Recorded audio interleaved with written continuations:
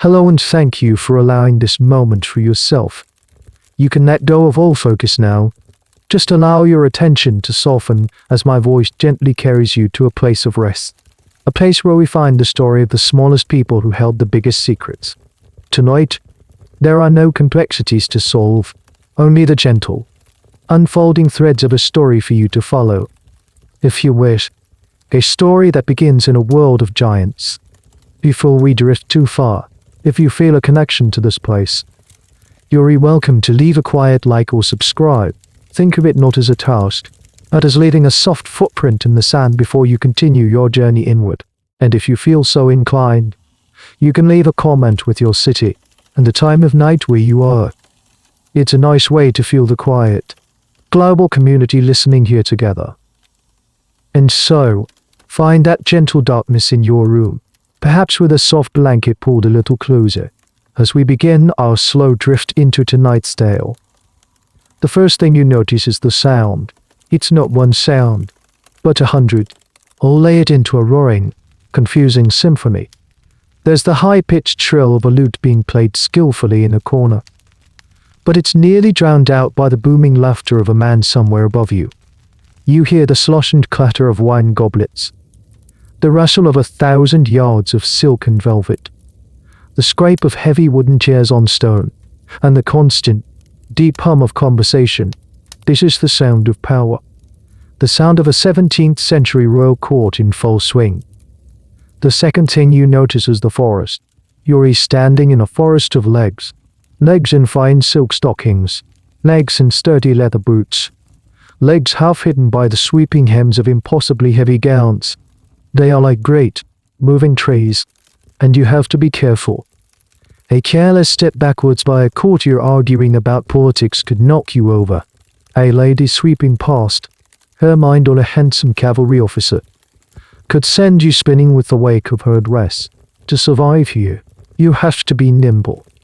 You have to anticipate the shifting tides of this human ocean.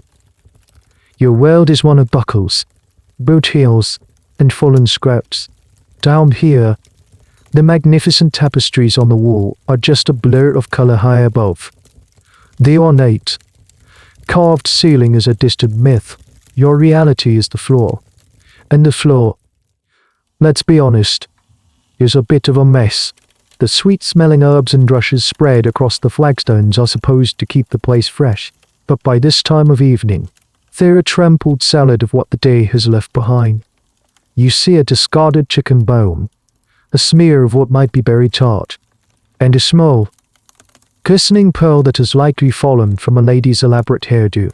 To anyone else, it's rubbish. To you, it's a landscape. This is the famous Whitehall Palace, the beating heart of King Charles's England, and from your perspective, it's less of a palace and more of a grand, chaotic, and slightly dangerous ecosystem. Historians, by the way, still argue about just how clean or filthy these places really were. Some paint a picture of utter squalor hidden beneath a veneer of gold, while others argue that complex routines of sweeping and scenting made life more pleasant than we imagine. From where you're standing, you'd probably argue for the squalor side of the debate. You can smell the wood smoke from the great fireplace, the cloying sweetness of perfume, the savory scent of roasting meat from the kitchens. But underneath it all is the damp, earthy smell of the floor and the faint, unmistakable tang of hundreds of warm bodies crammed into one space. You are a curiosity, a living ornament, but you are also, in a way, invisible. People look at you, but they don't often see you. They see a symbol of their host's wealth and whimsy. They see a diversion, a conversation starter. They don't see the intelligence in your eyes. They don't see you listening. And oh, the things you hear. Down here, sound travels in strange ways. You don't always catch the beginnings of sentences, but you almost always catch the ends of them. The whispered, conspiratorial asides. As a portly duke passes by, you hear him mutter to his companion, "The Spanish ambassador is a fool, but a useful one." A pair of ladies in waiting giggle as they drift past, and you catch a sliver of gossip. Swears it isn't his child, but he has the father's eyes. These fragments float down to you like falling leaves, and you collect them. You piece them together. Here, in the forest of legs, ignored and underestimated. You are assembling a puzzle of the entire kingdom. The people in this room believe they are the ones in control. They are the ones making history with their loud voices and grand gestures. They have no idea that the most complete picture of their world, in all its secret, fragile reality, exists in the mind of the person they all pat on the head. You just have to make it through the evening without getting stepped on. A hand descends into your world. It's soft, pale, adorned with a ring holding a sapphire the size of a pigeon's egg. The fingers are long and delicate, but they don't reach for you as they would another person. They come down from above, a gentle but firm pat on the crown of your head, just as one might soothe a favored spaniel. You feel the rustle of lace at the woman's wrist against your ear. She says something to her companion, her voice a high, musical ripple of sound, and you can tell from the tone, without even needing the words, that she is delighted by the sight of you. Oh, isn't he just a perfect little mannequin? A treasure. You don't flinch. You don't look up. You simply offer a small, practiced bow, a gesture of deference that is both expected and, in its own way, a performance. This is your job. Though no one has ever given you a title or a contract, your role is simply to be present, to be charmingly small, to be a living, breathing testament to the magnificent whimsy of your owners. You are a masterpiece in a collection of masterpieces. The Duke has his paintings by the Italian masters, his stable of fine Arabian horses, and his aviary of exotic birds. And he has you. Let's be blunt. You are a pet. You are fed the finest scraps from the high table, dressed in miniature versions of the latest court fashions, velvet doublets and tiny lace collars that a seamstress probably went half-blind stitching. You sleep in a warm, safe place, far from the cold, brutal reality of 17th century life for most common folk. In a world of clay, famine, and war, your gilded cage is, for many, a paradise, but it is a cage nonetheless. Your life is not your own. You are brought out at parties to amuse guests. You might be asked to deliver a cup of wine, your small size making the simple act a novelty. You might even be expected to sit on a lady's lap, a living lapdog to be stroked and cooed over. This was the strange, unwritten contract of the court dwarfs. They worsted as symbols, and the more petite or perfectly proportioned, the more valuable they were. Kings and queens would literally gift them to one another, like a priceless vase or a team of horses, to seal an alliance or curry favor. It's a strange thought, isn't it, to be a diplomatic token, your life's path dictated by the shifting allegiances of nations. It's one of the more unusual facts of the era that this trade in human beings was not only accepted but considered a mark of high sophistication. To heighten the sense of novelty, you are often surrounded by miniature things. You might have a tiny, perfectly crafted chair next to the Queen's throne. Perhaps you've been given a set of miniature silver cutlery, or a pony so small it makes you look like a full-sized knight. One Spanish princess had a dwarf companion who lived in a small, fully furnished house in the palace gardens, a human doll in a life-size dollhouse. These things are meant as kindness, as marks of affection, but they also serve as a constant reminder of your role. You are not just a small person. You are a person whose smallness is the central, defining feature of your existence, a thing to be curated and put on display. And this brings us to a question that the people of your time, and historians ever since, have quietly struggled with. What, exactly, are you? In an age deeply concerned with the order of the world, with God's plan and the nature of man, you are a conundrum. Learned men in dusty libraries would write long, dense essays on the subject. Were you a mistake of nature, a glitch in the divine blueprint, or were you a portent, a supernatural sign sent to signal some coming event? For good or ill, theologians debated whether you had a soul in the same measure as a full-sized man. For the most part, the consensus was yes, you were human. But there was always a whisper of doubt, a sense that you were something other.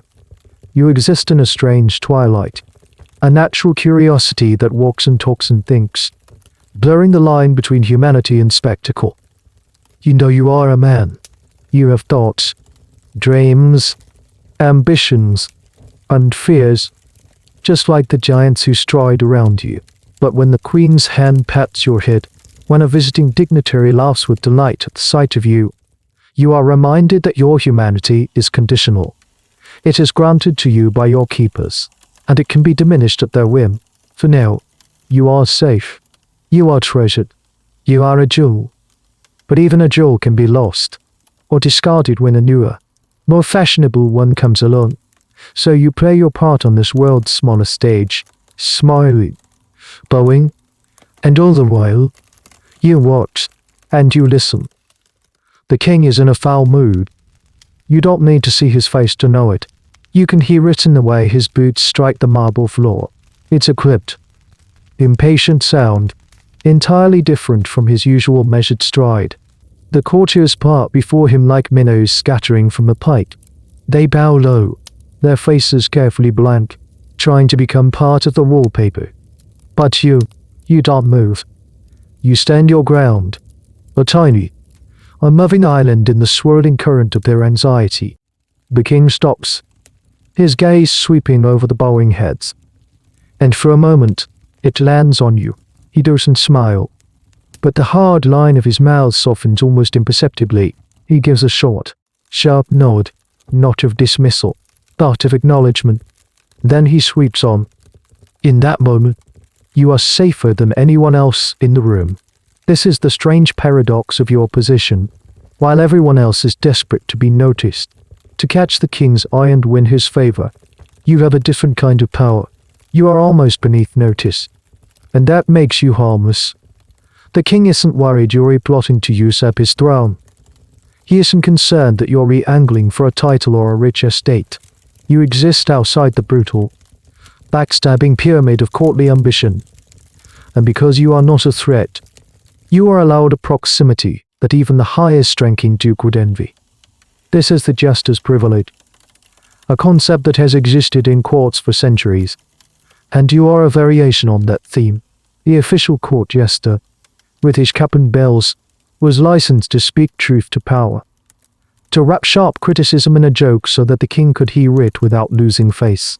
You don't tell jokes, but you share a similar kind of immunity.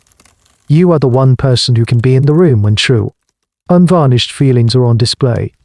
When the queen weeps in frustration after a fight with the king, her ladies-in-waiting are shooed out, their faces full of fearful sympathy. But you are allowed to remain, sitting quietly by the fire, a silent, unobtrusive witness to the raw emotion.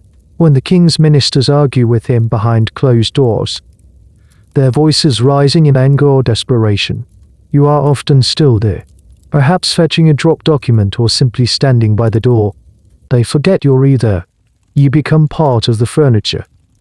And because you are part of the furniture, you hear everything. You know which lord is secretly in debt to which moneylender. You know which general privately thinks the king's military strategy is disastrous. You know which of the queen's ladies is feeding information to the Spanish ambassador. You know these things not because you are a spy. You would never think of yourself that way, but simply because you are present. People guard their words in front of their rivals. They are careful what they say in front of their superiors and their servants. But in front of you, the pet, the mannequin, their guard drops. This, right here, is your secret power. It's not the kind of power that comes with armies or titles. It's a soft, subtle power, the power of information.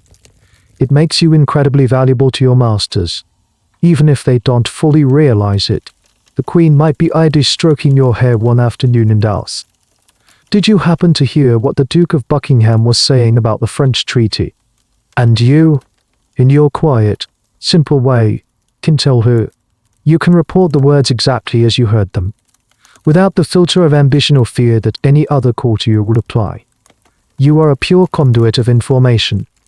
There is a fascinating, and somewhat macabre, Little known detail about some court jesters and dwarfs from this period and earlier, to ensure their loyalty, and perhaps to physically mark them as being outside the normal run of humanity. Some were branded with the noble family's coat of arms. Historians are divided on how common this practice was. Some argue it was a symbolic act reserved for a very few, while others believe it was a more literal and brutal form of ownership. Imagine that for a moment. To have your supposed beloved status, your role as a cherished pet, permanently seared into your skin. It's a chilling reminder that your unique position is entirely dependent on the goodwill of those who own you. You are not branded, thankfully. Your bond is one of genuine, if complicated, affection, but you understand the fragility of it all. So you cultivate your unique talent. You learn to listen not just to words, but to the spaces between them. You learn to read the subtle language of a nervous glance, a clenched fist, a hesitant breath. The grand dramas of the kingdom are played out by the giants around you. But you are the one who reads the stage directions, who knows what is happening behind the curtain, and in a world built on secrets and lies. That makes you, in your own quiet way, one of the most powerful people in the palace. You are living secret, hiding in plain sight. A carriage rattles into the courtyard, grander than the usual traffic of merchants and messengers. It's lacquered in a deep, glossy black, and the crest on the door is that of a powerful French duke, a cousin to your own queen. The horses are magnificent, their harnesses jingling with silver bells. A hush falls over the stable hands and attendants. This is diplomacy in motion. But the most important delivery isn't a chest of gold or a packet of sealed letters. It's a person. When the carriage door opens, two footmen carefully help down a figure who is even smaller than you are. She is a woman, exquisitely dressed in French silks. Her face is perfect, doll-like miniature. She blinks in the English sunlight, looking around with a mixture of fear and curiosity. The French Duke has sent her as a present to his cousin, your queen, a new toy for the collection. You watch from the shadow of an archway, a complicated feeling stirring in your chest. Is this a rival, a companion, both? This practice, the gifting of dwarfs, was a very real and surprisingly common feature of European court life. A monarch with a particularly charming or tiny dwarf in their retinue was seen as possessing a rare treasure. To send this person to another court was a sign of immense respect and friendship. It was a gesture that said, I am giving you something unique and precious, a living being that cannot be bought in any market. It was the ultimate status symbol, a luxury good that breathed. Think of the journey this young woman has just endured. Days, maybe weeks, rattling in a carriage, crossing a notoriously rough sea channel, arriving in a foreign land where the language, the food, the very air is different. She has no say in the matter. She is a piece on a chessboard, moved from one square to another at the whim of the players. You see the handlers and courtiers fussing around her. Their voices a mixture of condescending kindness and open curiosity. They are assessing her like a fine new horse, commenting on her proportions, her complexion, her demeanor. One of the more peculiar tidbits of this tradition is the paperwork that sometimes accompanied these gifts. A dwarf might arrive with a letter of introduction that read less like a personal reference and more like a user manual. It would praise their charming nature, their cleverness, perhaps mention a funny trick they could do, and detail their dietary needs and preferences.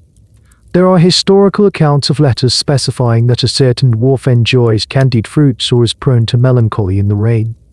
It's a strange blend of human care and objective cataloging, as if describing a rare pet monkey. And just as with any luxury good, there was a market, albeit a clandestine one. Unscrupulous agents would sometimes travel through rural areas, seeking out families who had given birth to a child with dwarfism.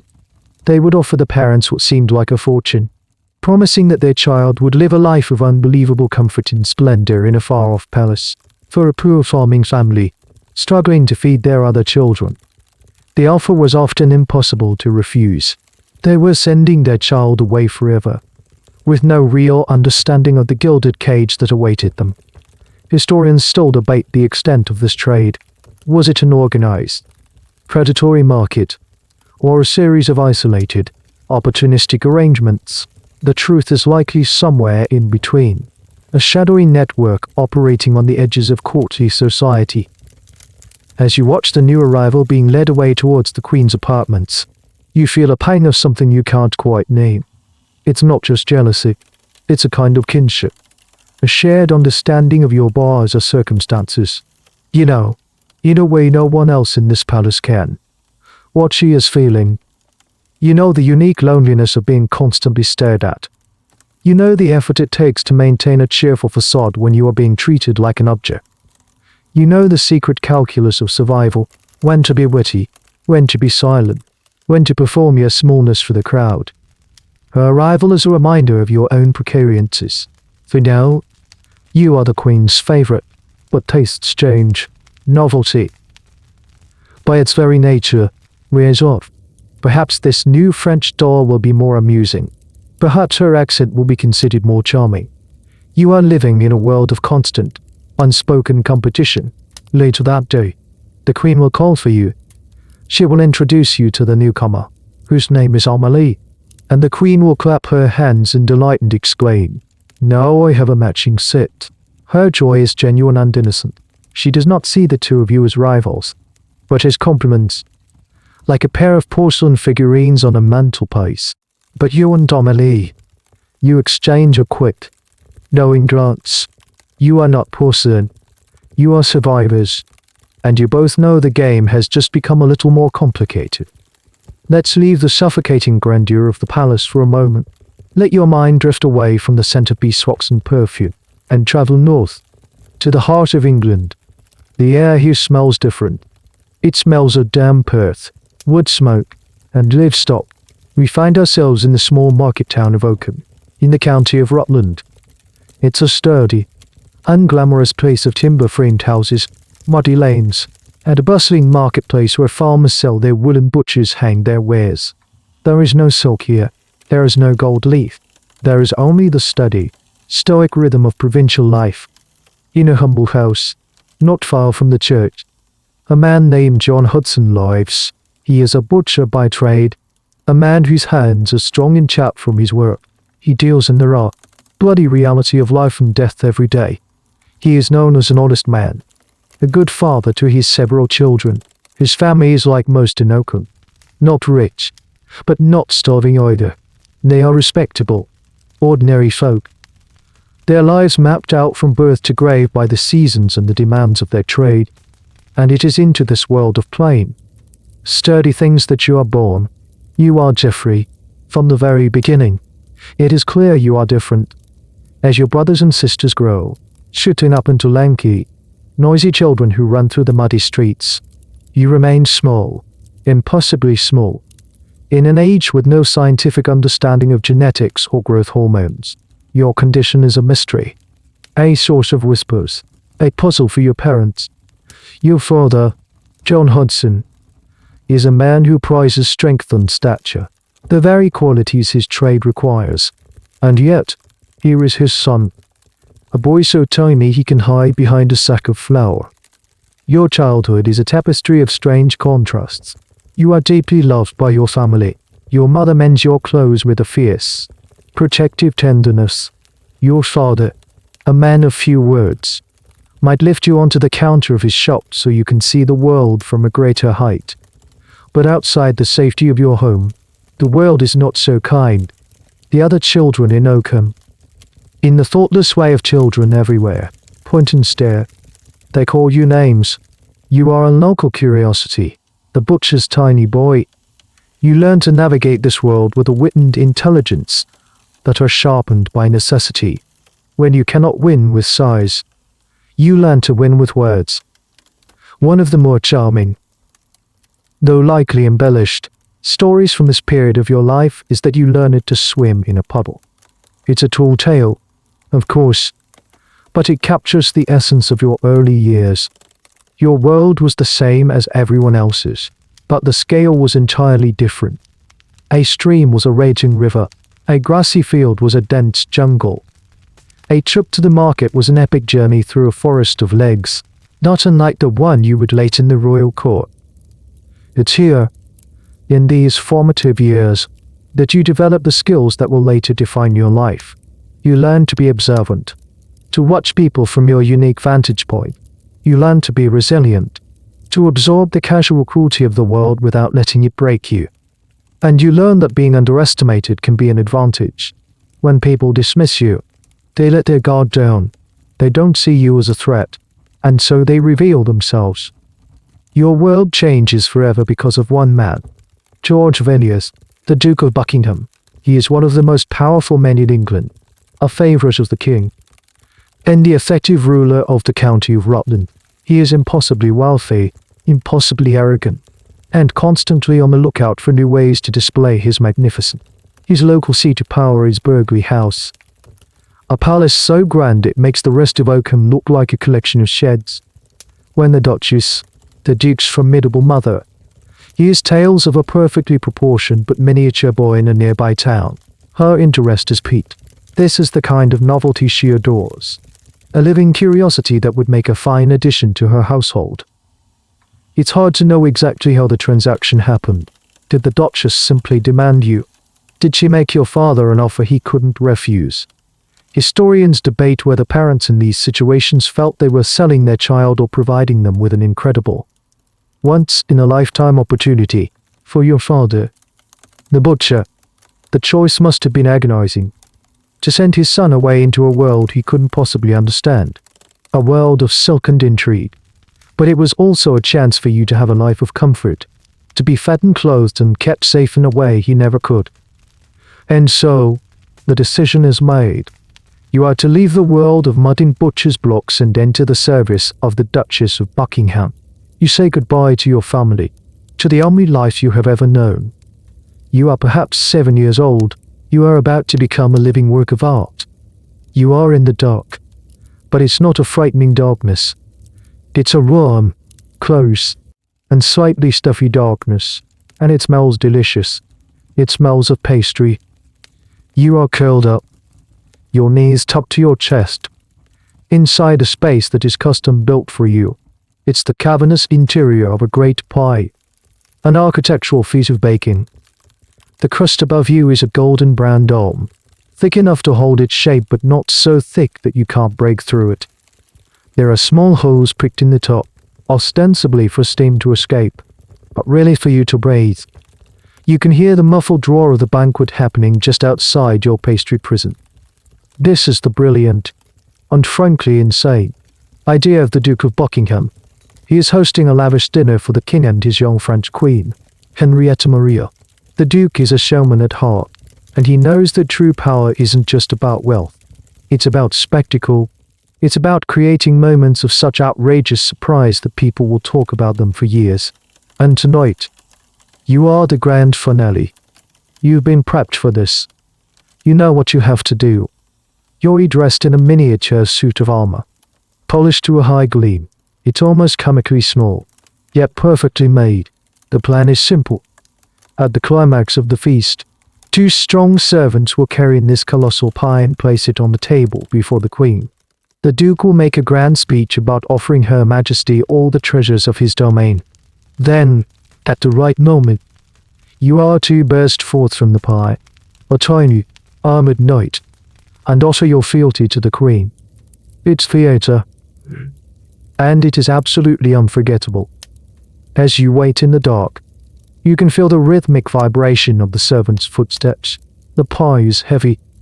You feel yourself being lifted, carried, and then set down with a solid thud upon the table.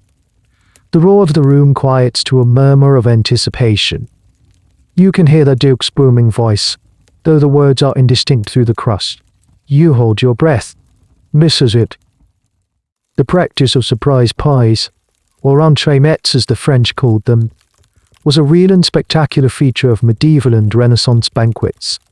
These were elaborate dishes served between main courses, designed to entertain as much as to be eaten, and they could get very strange.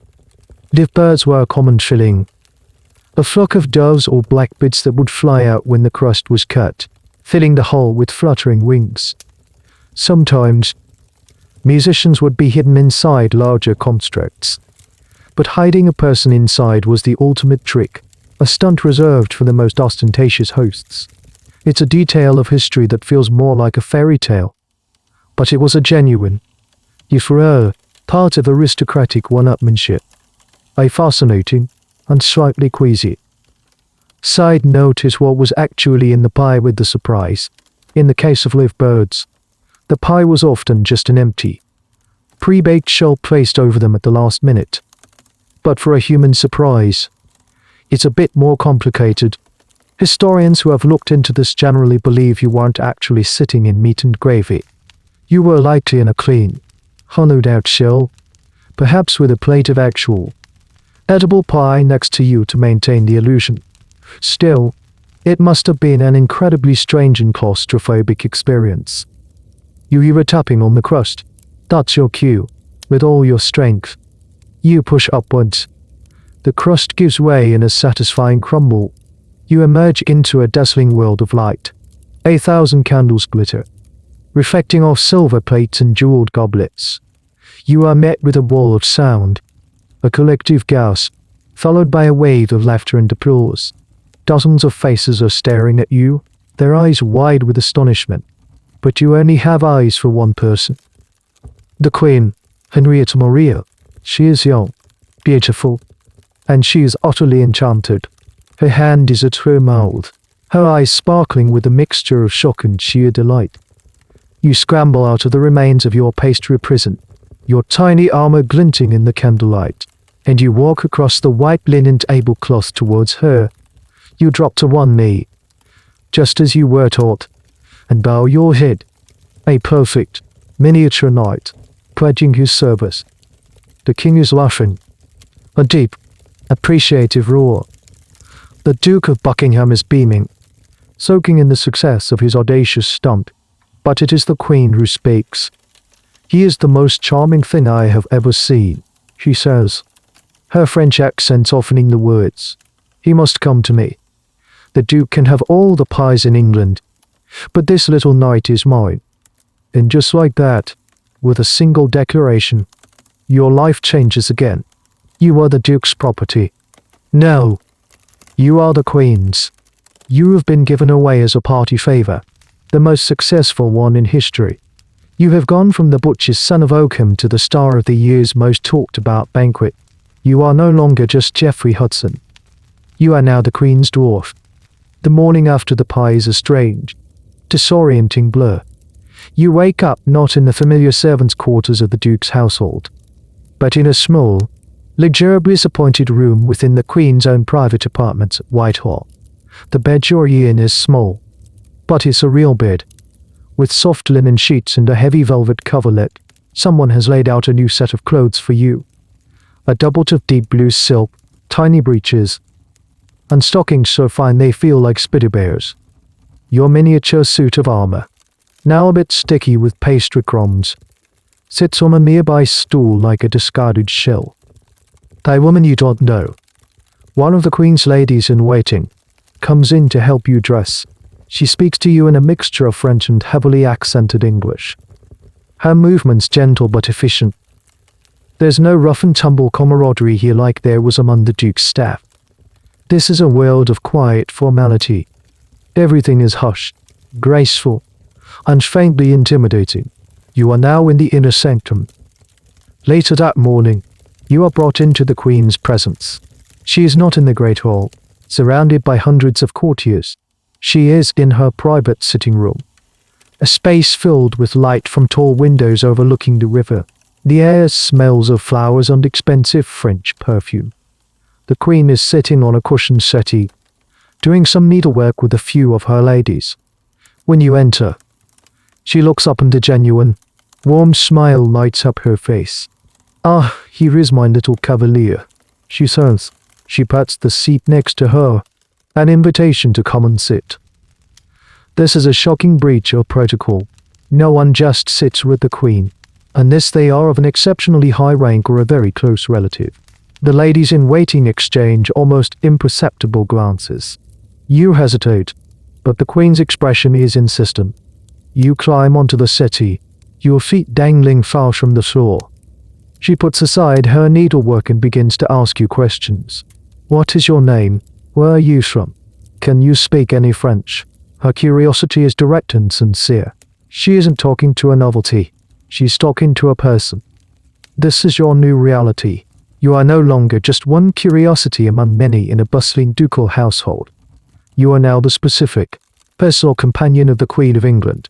Your official, though unwritten, job is to be near her. You follow her like a shadow from room to room. When she takes her daily walk in the palace gardens, you walk beside her. When she sits to have her portrait painted, you are often there, a quiet presence in the corner of the room. When she writes letters, you are the one she asks to fetch a fresh quill or sprinkle sand on the wetting to dry it.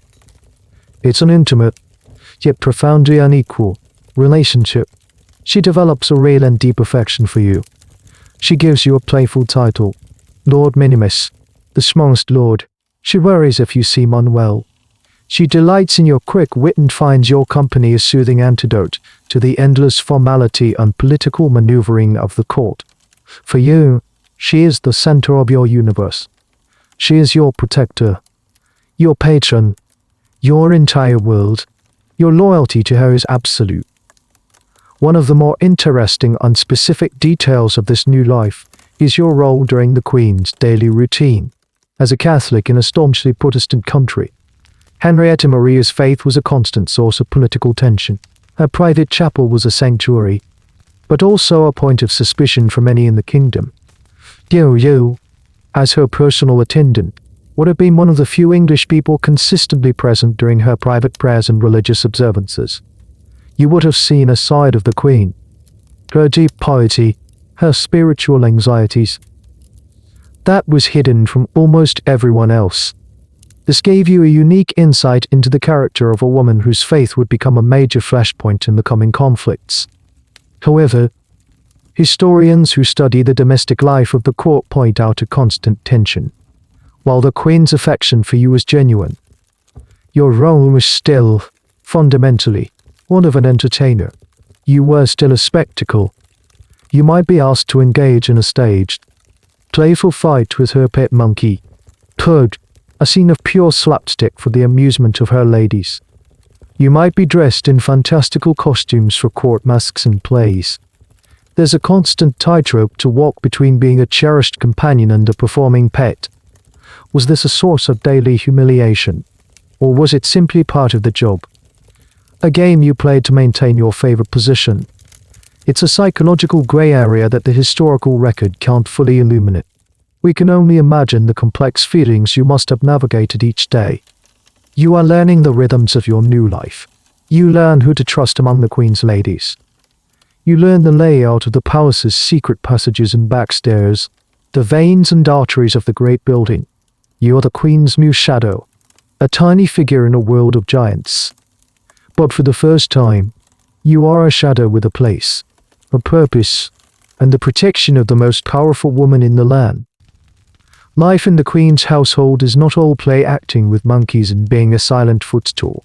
To the surprise of many, your new patron takes a keen interest in your development. The Queen, a highly educated woman herself, decides that her Lord Minimus should not be an ignorant bauble. If you are to be her constant companion, you must be a companion she can converse with. And so, your real education begins. A tutor is assigned to you. He is a weary-looking scholar, a man who probably imagined his life would be spent debating Greek philosophy in the halls of Oxford, not teaching the alphabet to a boy who barely reaches his knee.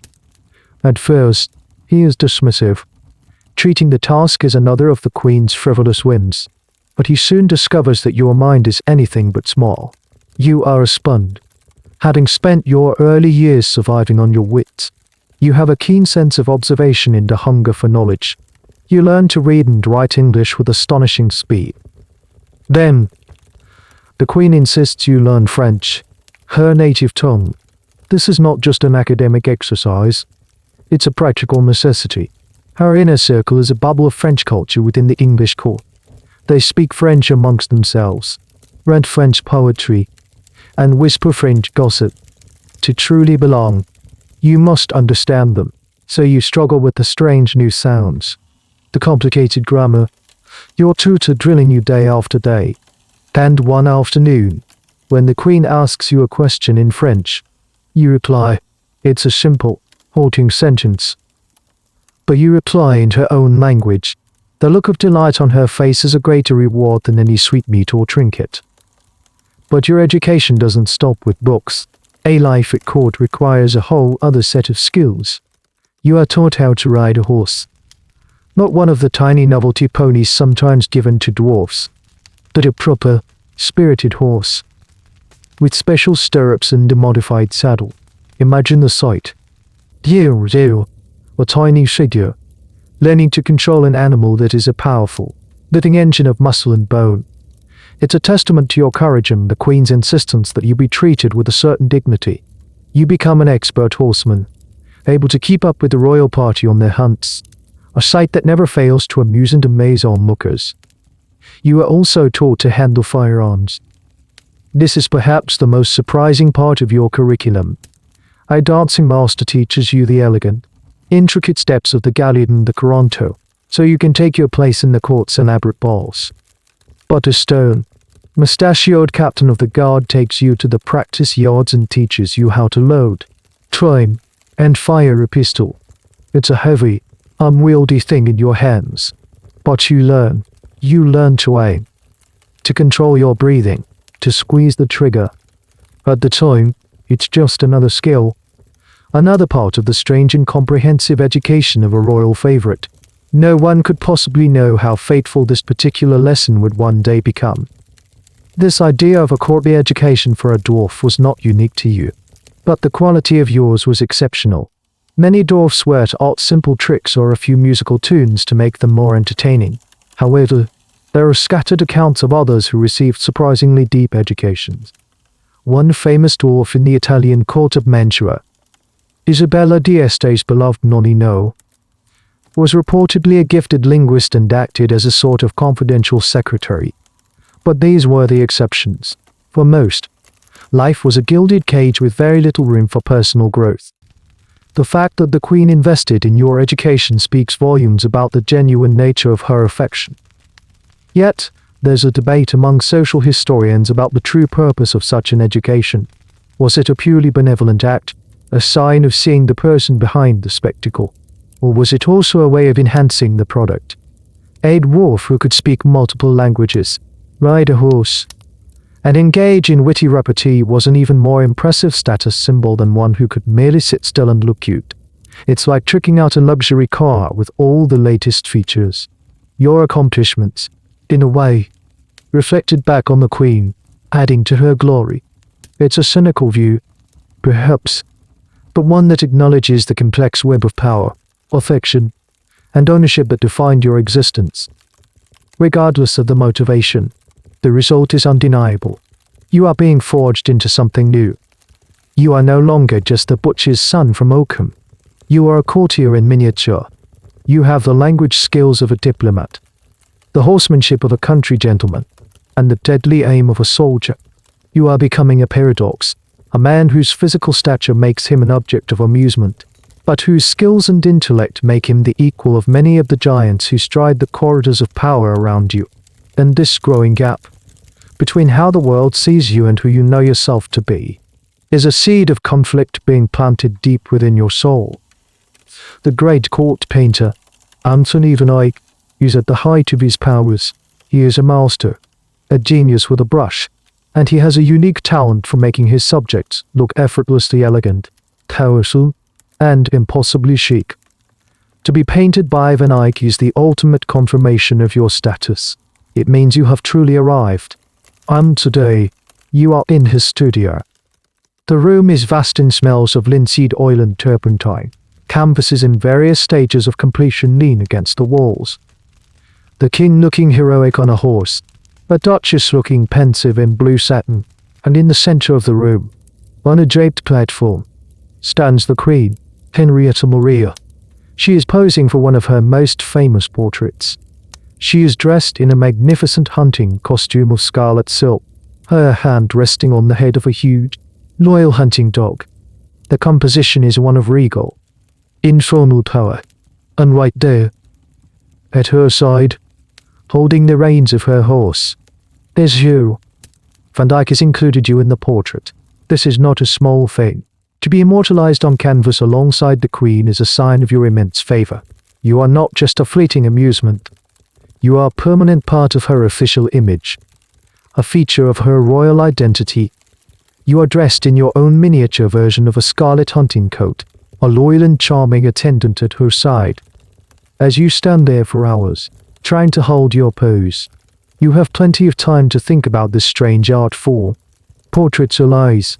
In a way, they are carefully constructed advertisements. Van Dyck isn't just painting what he sees, he's painting what the Queen wants to be seen as. Elegant, authoritative, yet gentle. And you are a crucial part of that message. Your inclusion in the painting serves a specific purpose. It emphasizes the Queen's power and her benevolence. See how she cares for even the smallest of her subjects. Your presence also acts as a visual trick. The popular one in royal portraiture, your small stature, by contrast, makes the Queen appear taller, more statuesque, more regal. You are a human yardstick, there to enhance her grandeur. This was an incredibly common practice. If you look through the great portrait galleries of Europe from this era, you will see court dwarfs everywhere. They are painted standing beside kings, sitting at the feet of princesses, sometimes even holding the train of a noblewoman's gown. The Spanish master, Velázquez, was particularly famous for his sensitive and deeply human portraits of the dwarfs of the Spanish court. He painted them not just as props in royal portraits, but in their own individual portraits, capturing a depth of character and a quiet dignity that was often denied to them in life. One of the more bizarre and little-known subgenres of this art is the group portrait of a nobleman's collection of human curiosities. There are a few surviving paintings from the period that depict a wealthy patron surrounded by their dwarf, their jester, their hairy girl, a person with hypertrichosis, and other individuals kept for their unusual appearances. It's a profoundly unsettling image to modern eyes, a stark illustration of people being collected and displayed like rare objects in a cabinet of curiosities. It reminds you that your position, as favored as it is, exists on a spectrum of human objectification. Historians and art critics have long debated the meaning of these portraits. Are they symbols of exploitation, a visual record of a cruel practice, or can they be seen as a form of recognition, a way of granting these individuals a place in history, an immortality they would never have otherwise achieved? The answer, as always, is complicated.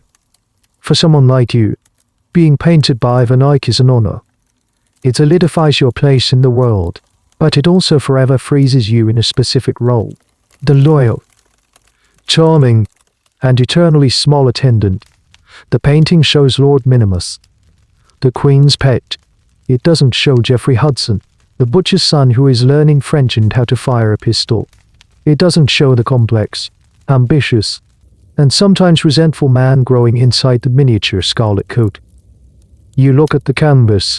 Van Dyck has captured your likeness with his typical brilliance. The tiny buttons on your coat, the lace at your collar, the serious, focused expression on your face as you hold the horse's reins. It is you, but it is not all of you. It is the public version, the carefully curated image. You are an accessory, albeit a very fine and cherished one, for the rest of history. This is how people will see you, forever young, forever small, forever standing in the shadow of your Queen. It is a form of immortality, yes, but it is also a gilded cage made of oil and canvas. And as Van Dyck dabs at the canvas with his brush, adding the highlight to the Queen's silk sleeve, you can't help but wonder what a portrait of you, and you alone, would look like. The fire crackles in the hearth, casting long, dancing shadows across the tapestries in the Queen's bedchamber. The day is done. The courtiers have bowed their way out.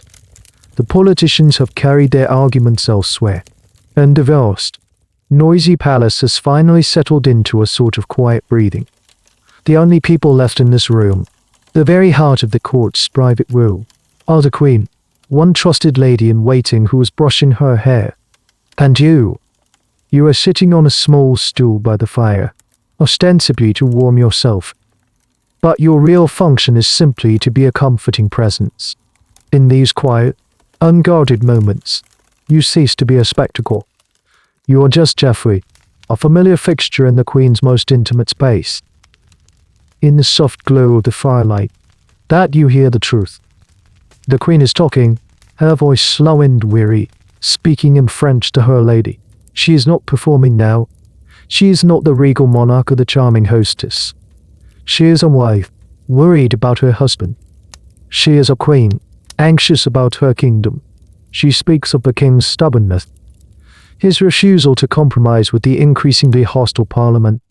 She mentions a name, John Pym, with a note of venom in her voice, a man who is a thorn in the crown's side. She talks about money, or the lack of it, and the desperate need to raise funds without having to beg Parliament for them. You sit perfectly still. You don't look up.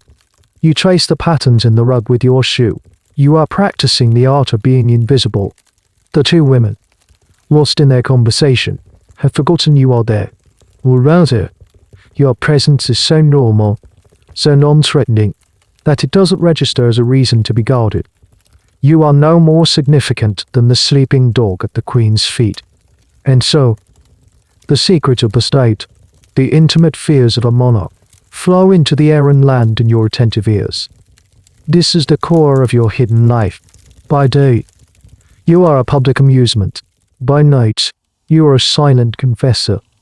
You know that the king and queen had a bitter argument that morning over the appointment of a certain bishop. You know that the queen is secretly pawning some of her personal jewels to raise money for the king's cause, a deeply risky and politically explosive act. You know she deeply distrusts a certain lord who the king considers a close advisor. Believing him to be a traitor, you are a sponge, soaking up the most sensitive information in the kingdom. It's a strange and little discussed aspect of life in these royal households, the sheer lack of privacy. While the king and queen had private bedchambers, the idea of being truly alone was almost non-existent. There were always servants, ladies in waiting, or gentlemen of the bedchamber present. They were meant to be discreet, of course, but they were still there.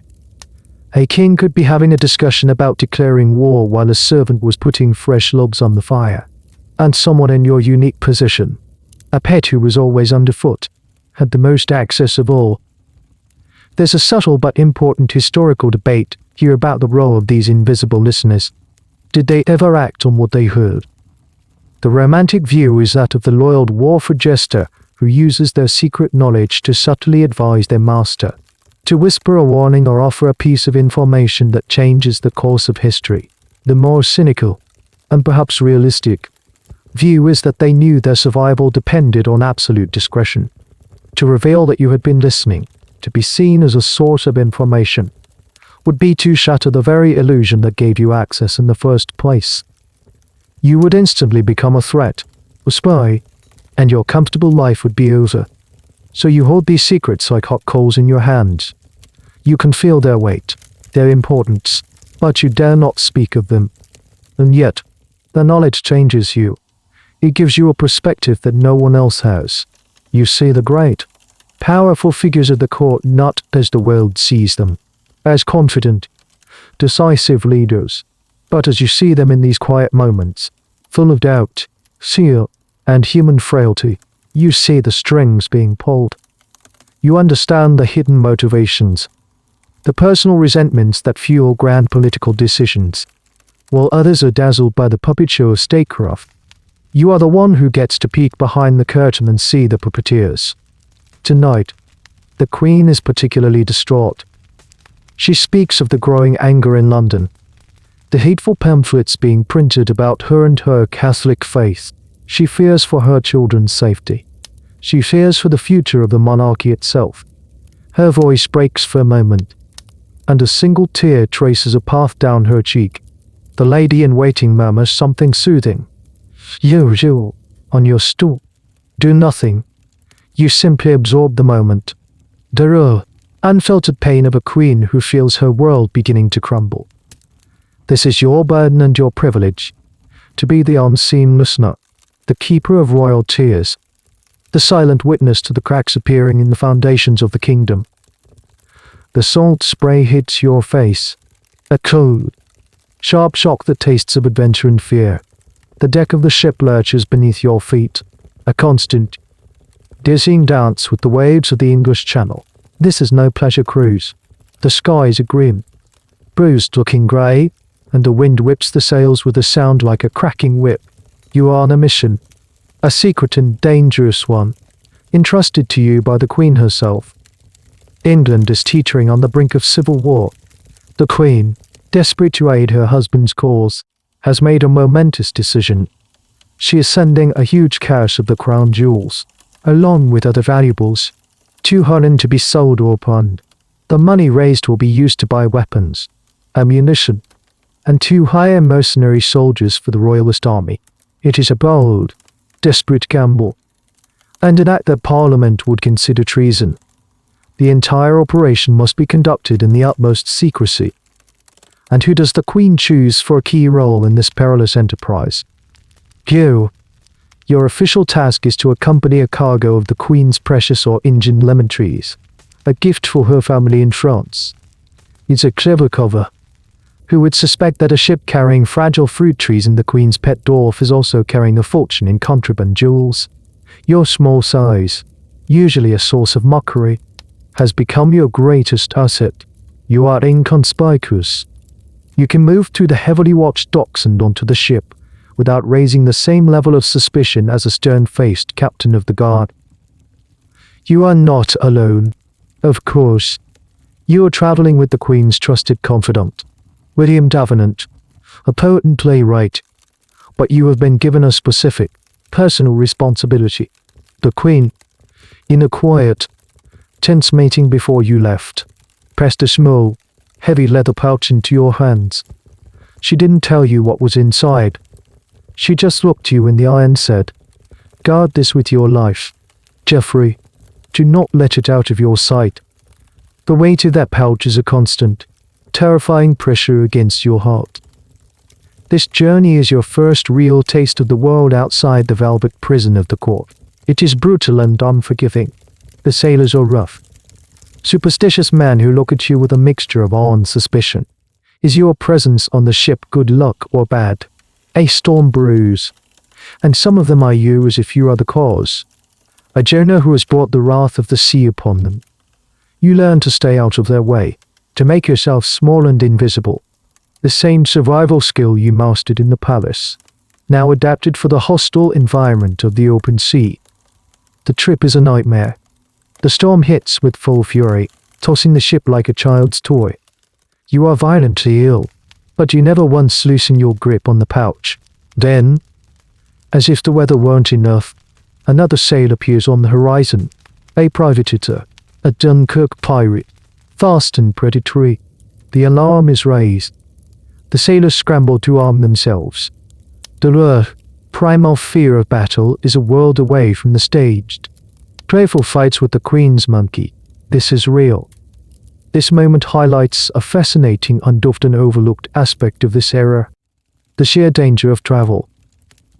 We tend to imagine a quaint world of sailing ships, but the reality was that any sea voyage was a life-threatening gamble. Storms were common, navigation was imprecise, and piracy was rampant. The English Channel, one of the busiest waterways in the world, was also one of the most dangerous, infested with pirates and privateers from various nations who preyed on merchant shipping. For you to be on this ship, in these conditions, was an act of incredible bravery, or perhaps the result of having no choice in the matter.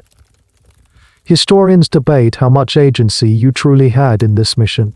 Were you a willing, loyal agent, eager to prove your worth beyond the role of a court jester, or were you simply ordered to go, a pawn in a much larger game? Your own safety a secondary consideration to the Queen's desperate need for funds. The truth is probably a mixture of both. Your loyalty to the Queen was absolute, but the fear you feel as the pirate ship closes in is very, very real. By some miracle, whether through the skill of your captain or a lucky change in the wind. Your ship manages to outrun the pirate. You finally make landfall in France. Battered, exhausted, but alive. You have succeeded.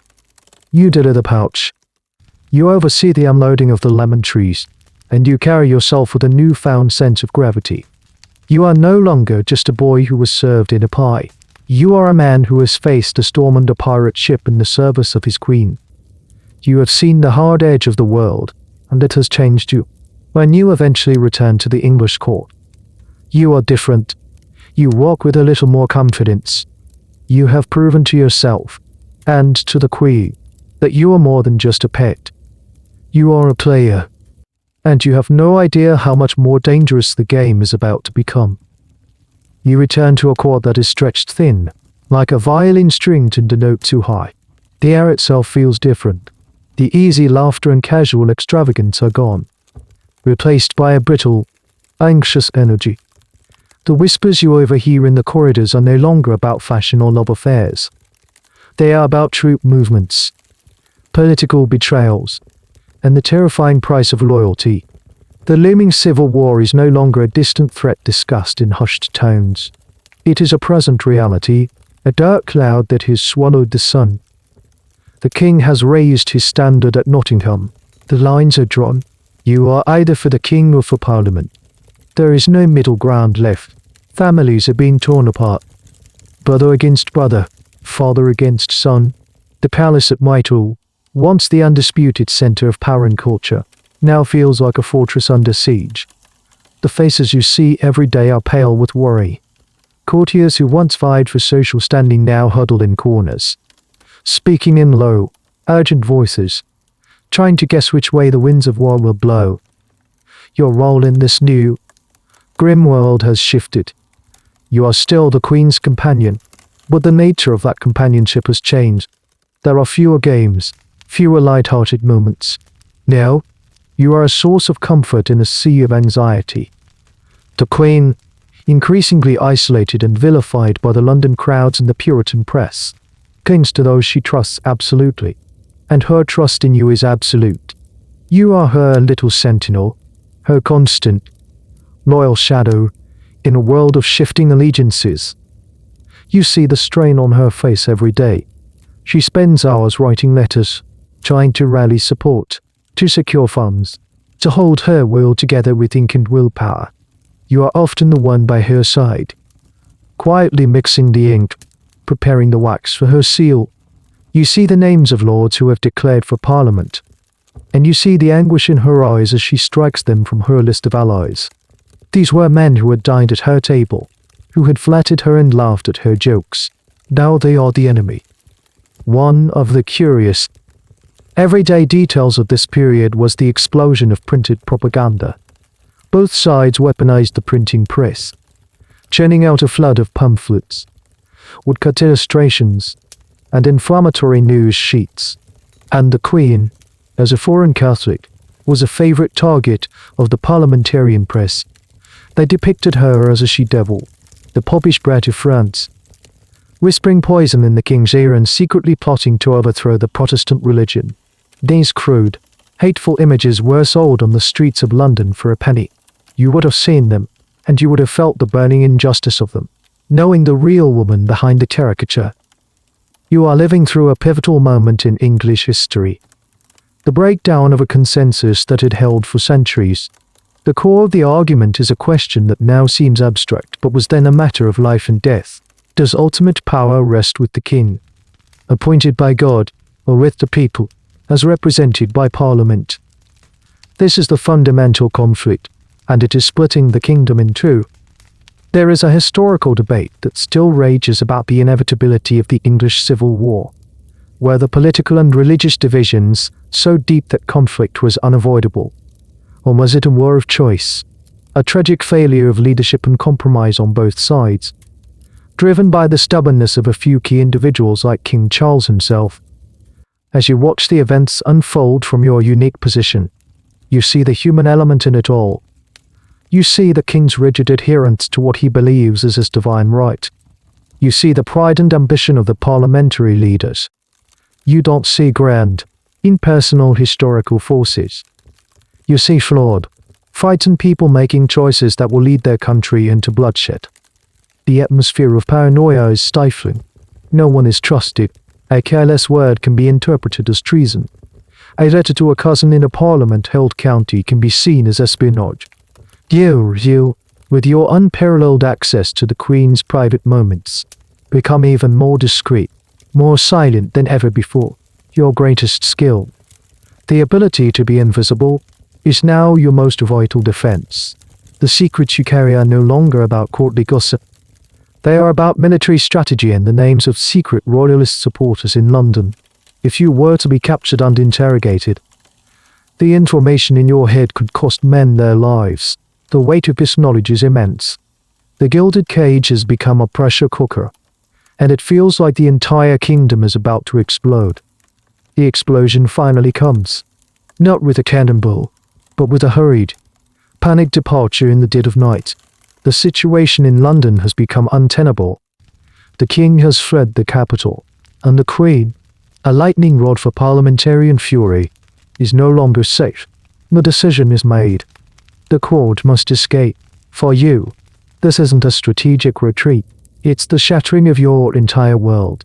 The palace at Whitehall, with its familiar corridors, its secret staircases, its gardens and galleries, has been the only real home you've known since you were a child. No, you are abandoning it. The escape is a chaotic, undignified scramble. There is no grand procession. Instead, a small, loyal retinue packs what they can into carriages and wagons. Priceless tapestries are hastily rolled up.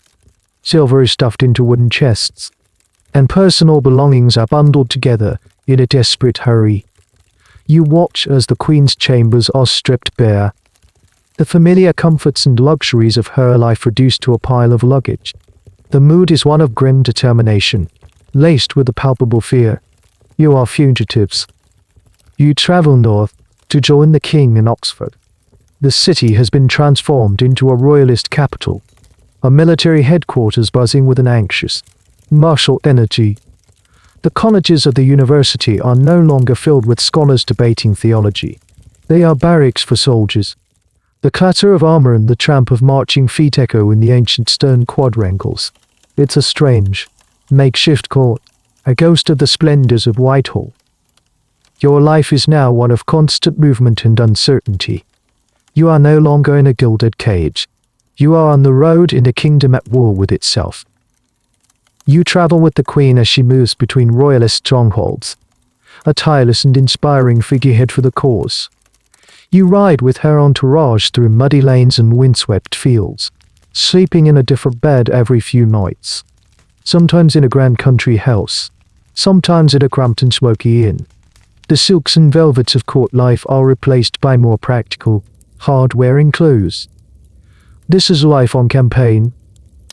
But even this precarious existence cannot last, as the tide of war turns against the royalists. It becomes clear that England is no longer safe for the Queen. The decision is made for her to flee to her native France, to seek refuge and to try and rally support from the French court. And so, you find yourself on a ship once more, crossing the turbulent English Channel. But this is not a secret mission like before. This is an escape. As you watch the shores of England fade into the mist, you don't know if you will ever see them again. You arrive in France as exiles. The French court, governed by the formidable Cardinal Mazarin, receives you with a cool, formal politeness. You are royalty, yes, but you are refugee royalty. You have lost your kingdom. You have no money, no power, only your titles and the clothes on your back. It is a profound humiliation. The Queen, who left France as a powerful princess to marry a king, has returned as a supplicant. One of the more poignant details of this period of exile is the sheer poverty the English court endured. They were housed in the Louvre Palace, which sounds grand, but they were given a set of old, drafty, and unfurnished apartments. There are accounts of Queen Henrietta Marie and her children huddled around a single, small fire for warmth. with not enough money to buy firewood. Her ladies in waiting had to sell their own jewelry to buy food. This is the world you now inhabit. The extravagant banquets and masks of Whitehall are a distant, dream-like memory.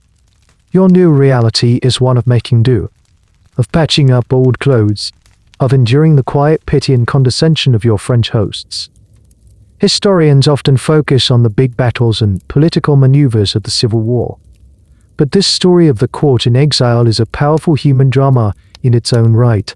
It's a story of resilience, but also of deep despair. There is a debate about the Queen's psychological state during this time.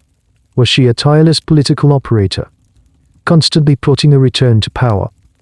Or was she a broken woman, watching from afar as her husband's cause crumbled into dust? The truth is likely that she was both, her moods swinging between fierce hope and crushing hopelessness. And you are there for all of it. You are a constant in a world of variables. You watch her tireless efforts to persuade the French to intervene. You see her joy when a letter with good news arrives from England, and her devastation when news comes of another royalist defeat. You are a living link to the life she has lost, a familiar face from a happier time. Your role as her comforter, her little sentinel, has never been more important. You are no longer in a palace, but in a shabby, Dwarf apartment. The stage has shrunk, the audience has left, but your loyalty remains. You are the Queen's man, even if she is a queen of nothing but sorrows. The years in Paris are long and grey. The initial excitement of being in a new city has long since faded. Replaced by the dull, grinding routine of exile, hope is a currency that is rapidly running out. The news from England is almost always bad. The king's armies are defeated. His strongholds fall one by one, and finally, he himself is captured. The court in exile becomes a court of ghosts, haunted by what they have lost. In this environment of frustration and helplessness, tempers grow short.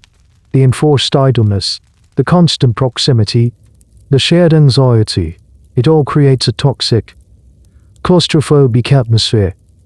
The courtiers who followed the Queen into exile are a strange, motley crew of devoted loyalists and opportunistic hangers-on. They bicker amongst themselves, forming petty factions, gossiping endlessly because there is little else to do.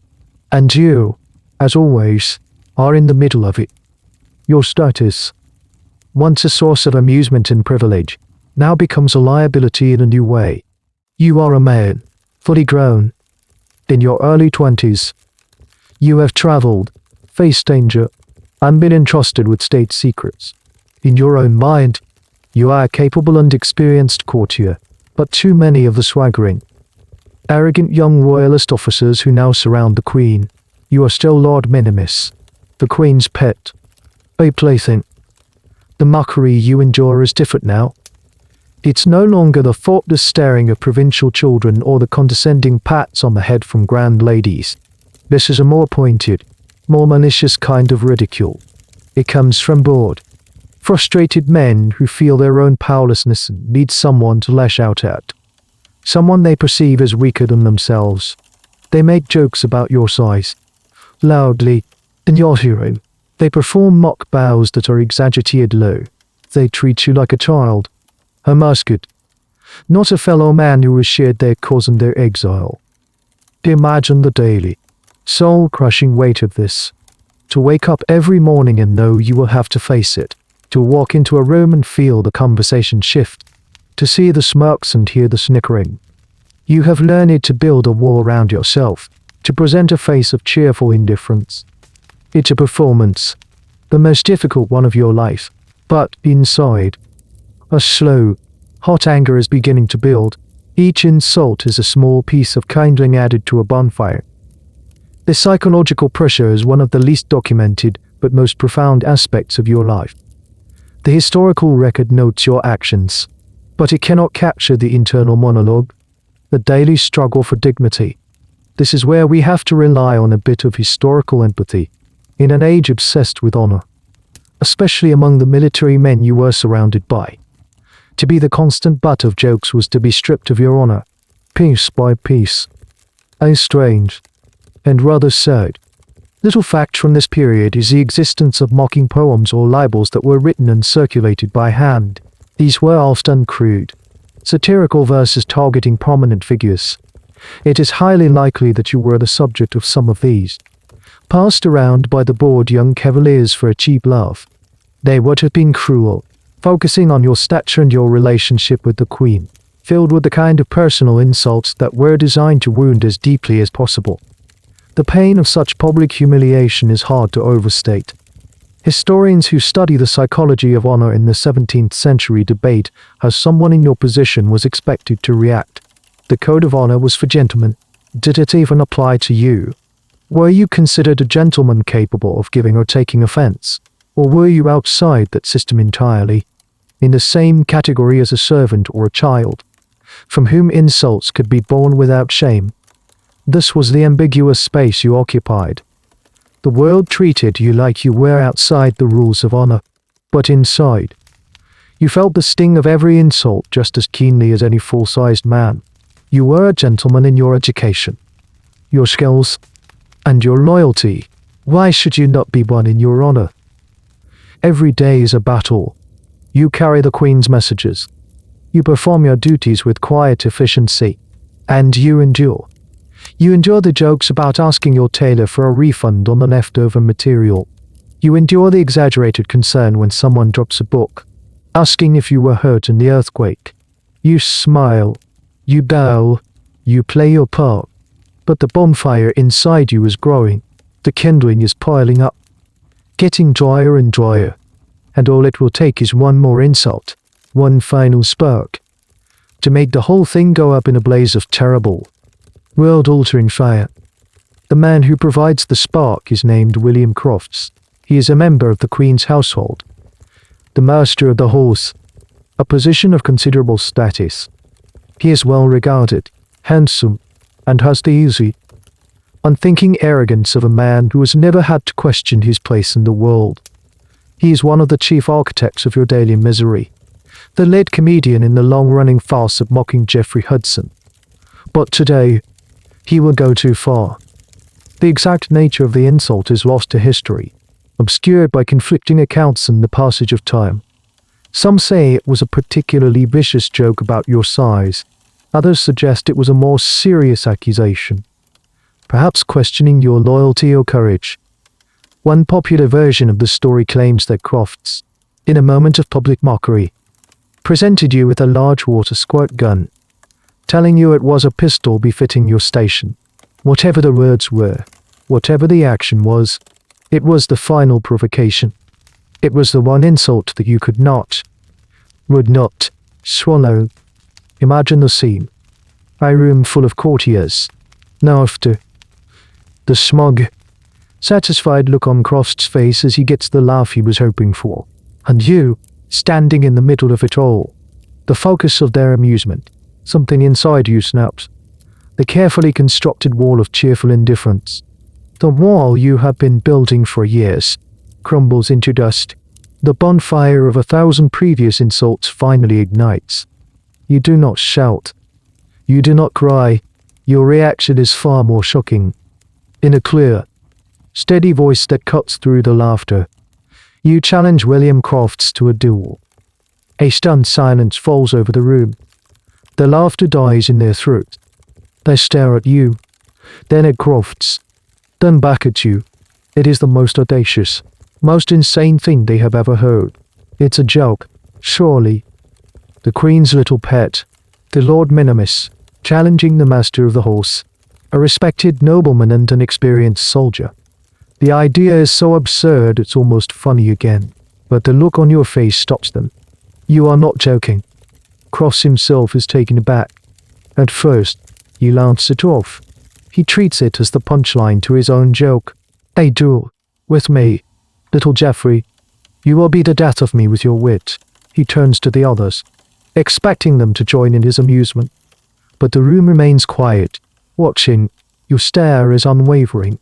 You have thrown down the gauntlet, and you are not backing down. This is where the complex code of 17th century honor traps him. To refuse a duel, even a ridiculous one, could be seen as a sign of cowardice. To accept it is to participate in a farce. Crofts is caught. He tries to dismiss you, to wave you away like a bothersome fly, but you stand your ground. You have publicly accused him of giving you offense, and by the rules of their own game, he is now obligated to give you satisfaction. One of the fascinating details about dueling in this period is the role of the second. Each participant would have a friend or fellow officer act as their second, who would try to mediate the dispute and, if that failed, would make the practical arrangements for the duel itself, the time, the place, the choice of weapons, who would even agree to be your second. To do so would be to legitimize your claim, to publicly state that they believed your honor had been impugned and that this absurd confrontation was necessary. It was a huge risk for anyone in the fragile, gossipy ecosystem of the exiled court. Yet, someone did. We don't know who, but someone stepped up, recognizing the dead seriousness in your eyes. Historians are divided on your motivation. Was this a suicide by gentlemen? A desperate act by a man who had reached the end of his rope and saw no other way out, fully expecting to die but to die proving a point? Or was it a calculated gamble? A brilliant, high-stakes move to reclaim your dignity once and for all, knowing that the sheer audacity of it would force the court to see you in a new light. Regardless of the outcome, we can never know for certain what was in your heart, but it was likely a volatile cocktail of rage, desperation, and a profound, long-denied sense of self-worth. Crofts, seeing no other way out without damaging his own reputation, finally, contemptuously, agrees. But he will do it on his own terms. He will treat the whole affair as the joke he thinks it is. He agrees to meet you at dawn. And as for the choice of weapons, he declares, with a smirk, that he will be armed with a large water squirt. He is still playing to the audience, still trying to frame this as a piece of theater. He has no idea that you have a different prop in mind. He thinks he is the hero of a comedy. He is about to find himself in the final act of a tragedy. Dawn in the French countryside is cold and damp. A low mist clings to the fields, muffling the sounds of the waking world. It's the kind of morning that feels secretive. A world painted in shades of grey and silver. You stand in a clearing, the wet grass soaking the bottoms of your trousers. The air is so still you can see your breath. A small, white puff in the gloom. This is the place. This is the stage for the most important performance of your life. You are not wearing a suit of armor or a silken doublet. You are dressed in the plain, functional clothes of a gentleman preparing for a serious business, and you are not alone. Your second, a shadowy figure whose identity is lost to us, stands a few paces away, his face grim. He holds a wooden box. Across the clearing, you see your opponent arrive. William Crofts is not taking this seriously. He has come mounted on horseback, which is in itself an insult, a way of literally looking down on you. He is accompanied by his own seconds, and they are all smiling, shouting, as if they have come to watch a bit of morning sport. Crofts dismounts, and in his hand, as promised, he carries a large squirt gun, a novelty item from a garden party. He holds it up for his friends to see, and a ripple of quiet laughter passes between them. He is still playing his role, the magnanimous lord indulging the absurd whim of a court dwarf. Your second opens the wooden box. Inside, nestled in velvet lining, are two dueling pistols. They are long, elegant, and deadly. They are not toys. He hands one to you. It feels heavy in your hand, cold and solid. It is a familiar weight. You remember the lessons from the captain of the guard in the yards at Whitehall, all those years ago. You remember the tick of the recoil, the smell of burnt powder. That lesson, which seemed like just another part of your strange curriculum, now feels like an act of providence. Croft sees the pistol in your hand, and his smile falters for the first time. This is not part of the script he had imagined. His seconds stop laughing. The mood in the clearing shifts instantly from farce to crisis. This isn't a game anymore. The sight of that real weapon in your hand changes everything.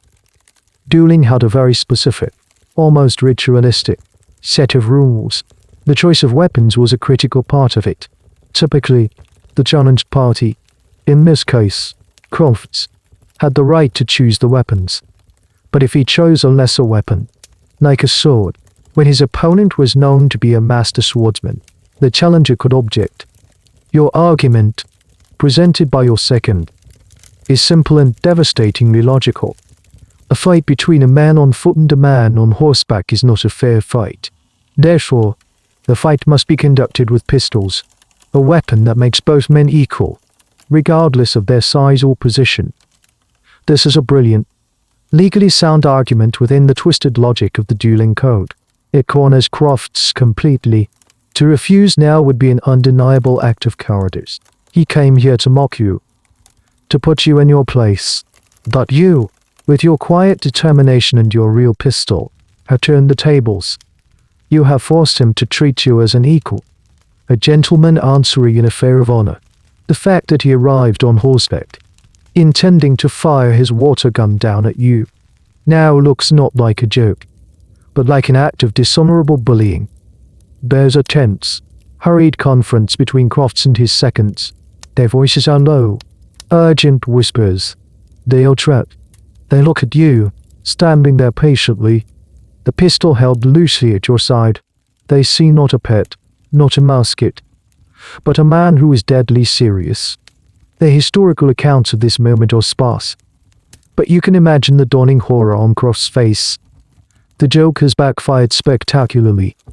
He has been outmaneuvered, his own arrogance used as a weapon against him. Finally, a decision is reached. A grim-faced Crofts hands his water gun to one of his friends. He takes the second pistol from your second's box. He holds it awkwardly, as if it has betrayed him. The two of you are placed back to back. The seconds will count out the paces.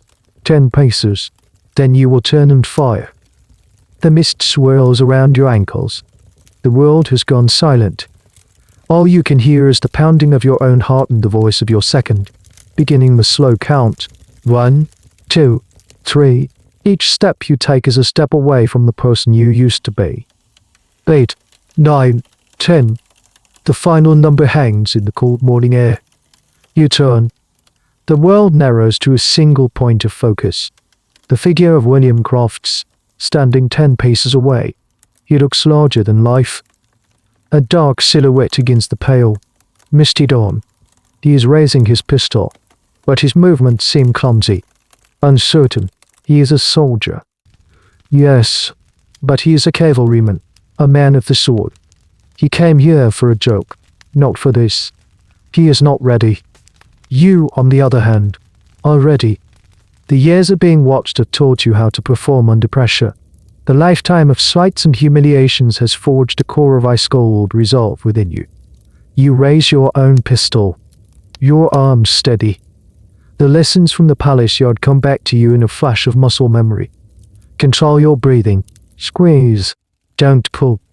Crofts fires first. His shot is wild. You hear the whiz of the ball as it flies harmlessly over your head, splintering a branch in the tree behind you. A puff of white smoke erupts from his pistol, momentarily obscuring him. He has missed. Now it is your turn. By the dueling code's strictest interpretation, you could now delope, which means to fire your own shot into the air. Honor would be satisfied. You have faced your opponent. He has fired and missed. And you have proven your courage. You could walk away from this field having won your point. Your dignity restored. No one would think less of you. It would be the honorable, the gentlemanly, the sensible thing to do. But you are not interested in being sensible. You are not interested in playing by the final, convenient rule that lets your tormentor off the hook. You are interested in justice. You are filled with the cold, clear certainty of a man who has been pushed too far. All the years of being patted on the head, of being laughed at, of being treated as less than human. It all coalesces into this one single moment of action. You take careful aim. You look down the long, steel barrel of the pistol, and you see not just William Crofts, but every person who has ever belittled you. You see the smirking courtiers, the pointing children, The arrogant lords. Your target is not just a man. It is a lifetime of indignity.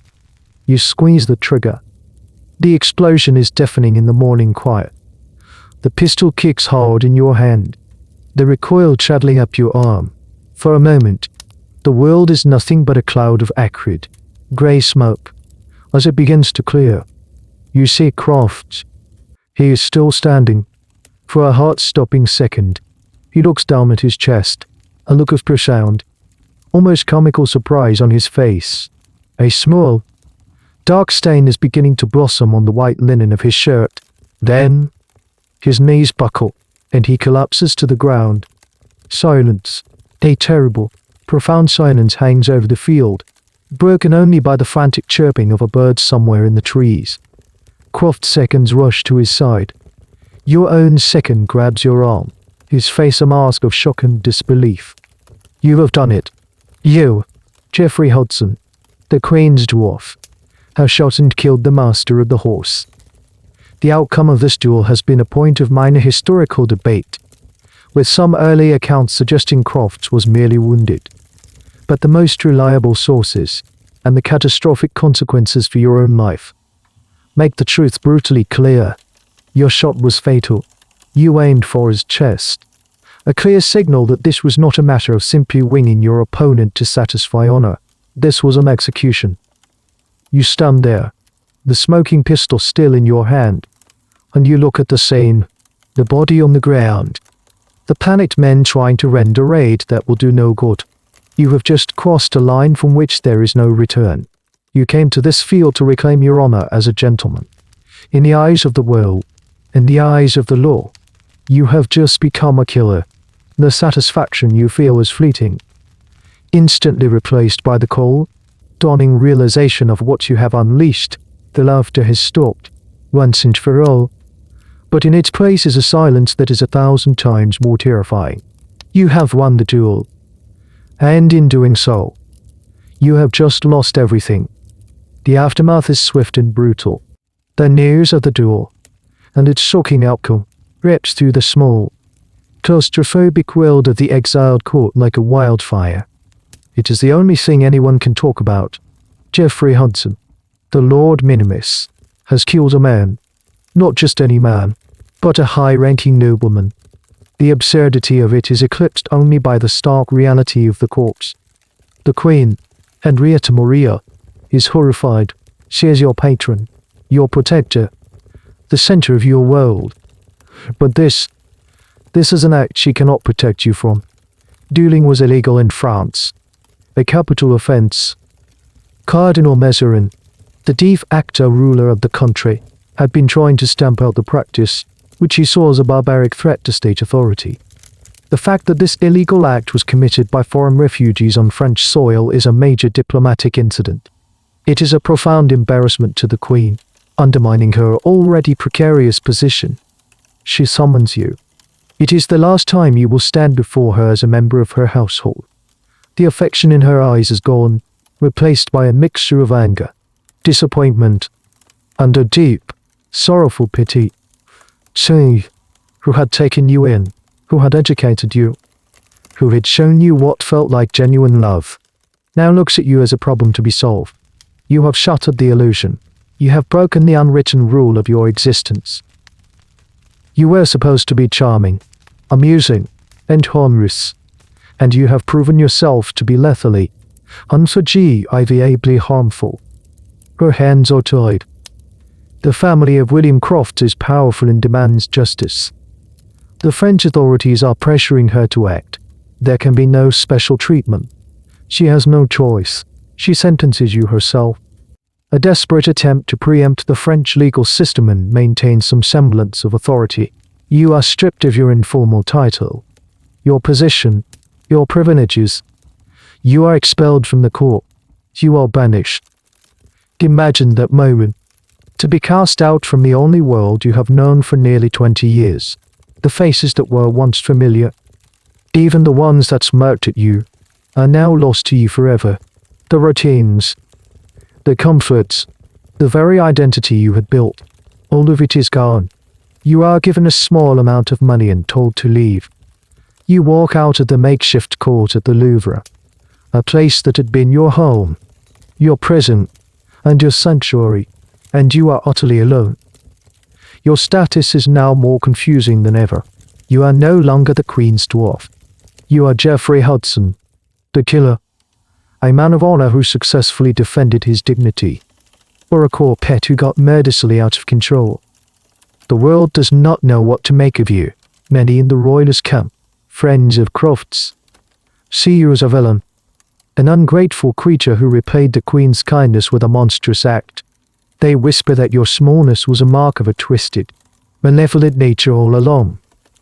A few, perhaps, might have secretly admired your audacity. This is a point of speculation for historians. Was there an undercurrent of support for you? Did some of the less privileged members of the court, the ones who also suffered the arrogance of men like Crofts, feel a flicker of satisfaction at his downfall? It's possible, but if such support existed, it was silent and hidden. No one could afford to associate with you now. You are a pariah. You are cast adrift in a foreign country where you are known only for your crime. Where do you go? What do you do? The skills you learned at court, how to speak French, how to ride, how to navigate the treacherous currents of palace intrigue, are of little use to you now. You are just a man, unusually small and with a dangerous reputation, trying to survive. This is a profound turning point. Your life, up until now, has been defined by your relationship to powerful people. The Duke of Buckingham, the Queen. You were an object, a possession, a reflection of their status. Now, for the first time since you were a 7-year-old boy in Oakham, you are on your own. Your actions are your own. Your fate is your own. The duel was a declaration of independence, a demand to be seen as a man. The world has answered. Fine, you are a man. Now face the consequences like one. You have broken out of the gilded cage, only to find yourself in the vast, cold wilderness of the world, with no map and no destination. Your journey from courtier to outcast is complete. Freedom is a cold and lonely country.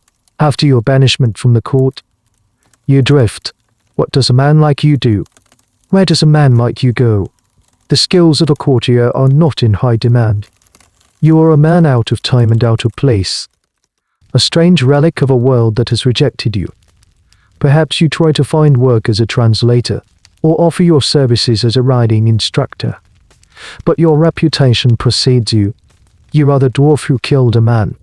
People are either frightened of you or morbidly curious about you. But no one wants to hire you. You need to get out of France. The shadow of your crime hangs too heavily there. You need a new start, a place where the name Geoffrey Hudson means nothing. And so, you decide to take to the sea again. Perhaps you intend to return to an England now under the firm control of Oliver Cromwell. A dangerous prospect for a former royalist courtier, but maybe better than starving in Paris. Or perhaps you are just trying to get as far away as possible, to put your old life behind you completely. You find passage on a ship. Any ship, heading out from the French coast. The ship is a small merchant vessel, creaking and weather-beaten, a far cry from the royal frigates you have sailed on before. The crew is a rough collection of sailors from half a dozen nations. But for you, it represents a chance. The open sea is a great equalizer. Out here, the intricate social hierarchies of the land seem to fade away. You are just another passenger, another soul trying to get from one place to another. For a few days, perhaps, you feel a sense of peace. The first you have felt in a long, long time. The salt wind is clean, and it feels like it is scouring the past away. But the sea is still the sea. It is unpredictable and full of dangers, and the danger that finds you this time is not a storm. It is a sail on the horizon. A sleek and fast-moving ship flying a flag you do not recognize. It closes the distance with terrifying speed. It is a Barbary corsair. The name strikes fear into the heart of every sailor in the Christian world. These are the infamous pirates operating out of the port cities of North Africa. Algiers, Tunis, Sale. They are the scourge of the Mediterranean and the Atlantic shipping lanes. Their business is not just cargo. Their business is people. They are slave traders. Panic erupts on your little merchant ship. There is a desperate, futile attempt to fight back. The crash of steel. The roar of muskets. The screams of the wounded. It is brutal, chaotic, unmercifully brief. Your ship is hopelessly outmatched. The corsairs swarm over the railings, and the fight is over. You are now a captive. The pirates are a terrifying sight, but what is most shocking is their professionalism. They are not a disorganized rabble. They are expert seamen and fighters. They quickly sort the passengers and crew. The valuable cargo is transferred. And then, they assess the human loot. You are shoved into a line with the other survivors, your hands bound. The captain of the corsair crew walks down the line, inspecting his coach. He is looking for skilled laborers, carpenters, navigators, surgeons, who can be put to work. He is looking for the wealthy, who can be held for a high ransom.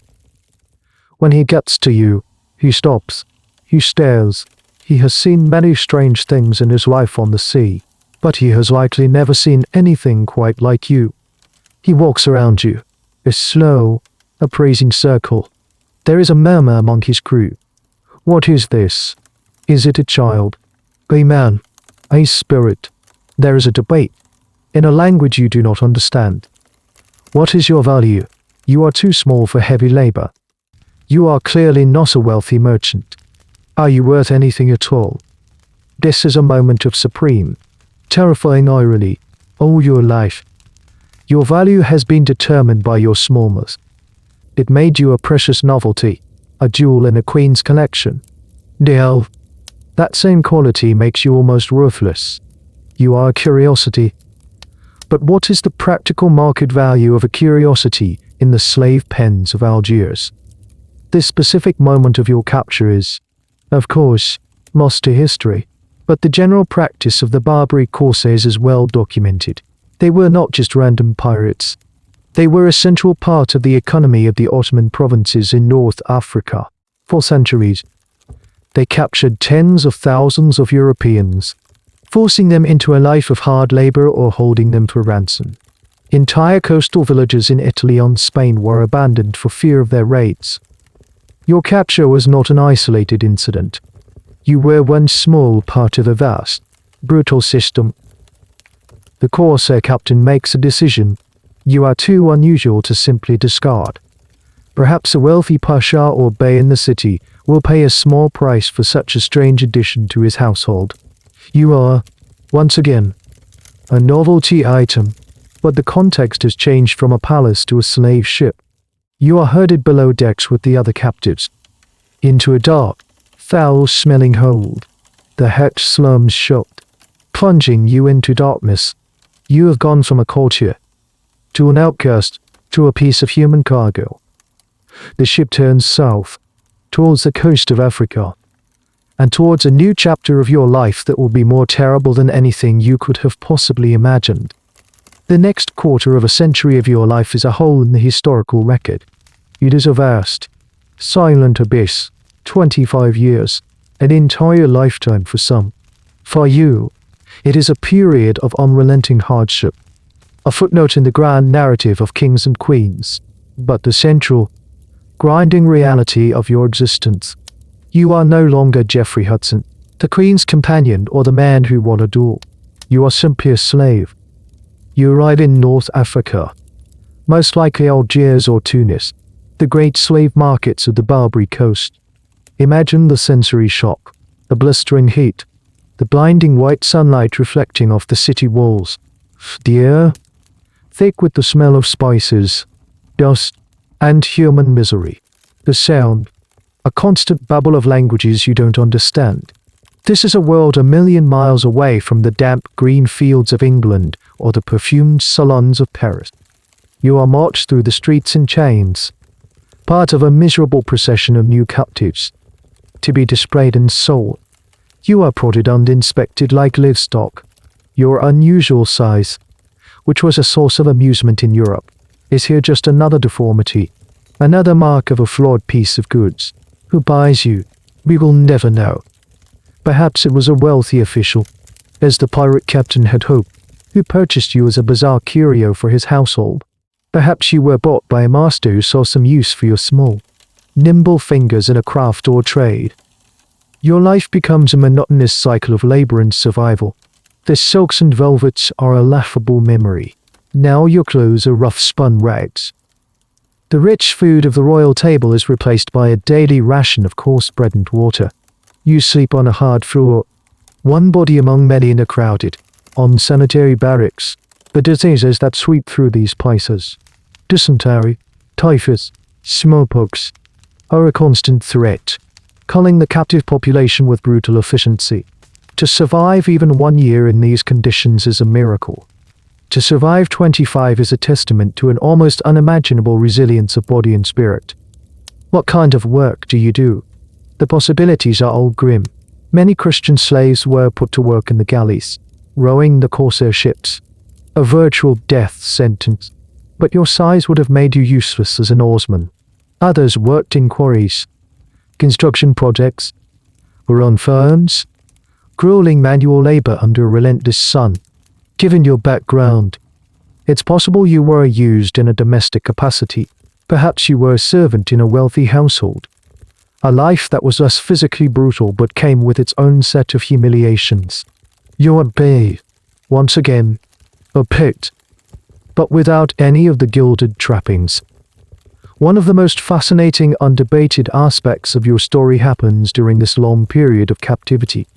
According to your own account, given much later in life, you claimed that after the age of 30, you underwent a significant growth spurt, eventually reaching a height of around 3 feet, 9 inches. This is a biologically extraordinary claim. While some medical conditions can cause delayed growth, a spurt of this magnitude, so late in life, is highly unusual. Did it really happen? Historians and medical experts are divided. Some dismiss it as a tall tale, an old man's boast to reclaim some of the stature he had been denied his whole life. They suggest that the years of hard labor and poor nutrition might have paradoxically stretched you, improving your posture and making you appear taller than you had been in the stooped, deferential posture of a court dwarf. Others take the claim more seriously, speculating about pituitary gland conditions or other unknown medical factors. We will never know for sure. But whether the growth was real or perceived, it was clearly important to you. It was a physical manifestation of the profound internal changes you had undergone. The Lord Minimus was gone, replaced by a tougher, harder, and perhaps taller man.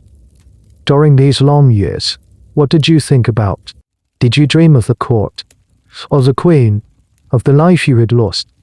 Or did you have to bury those memories in order to survive, to focus only on the next meal, the next day?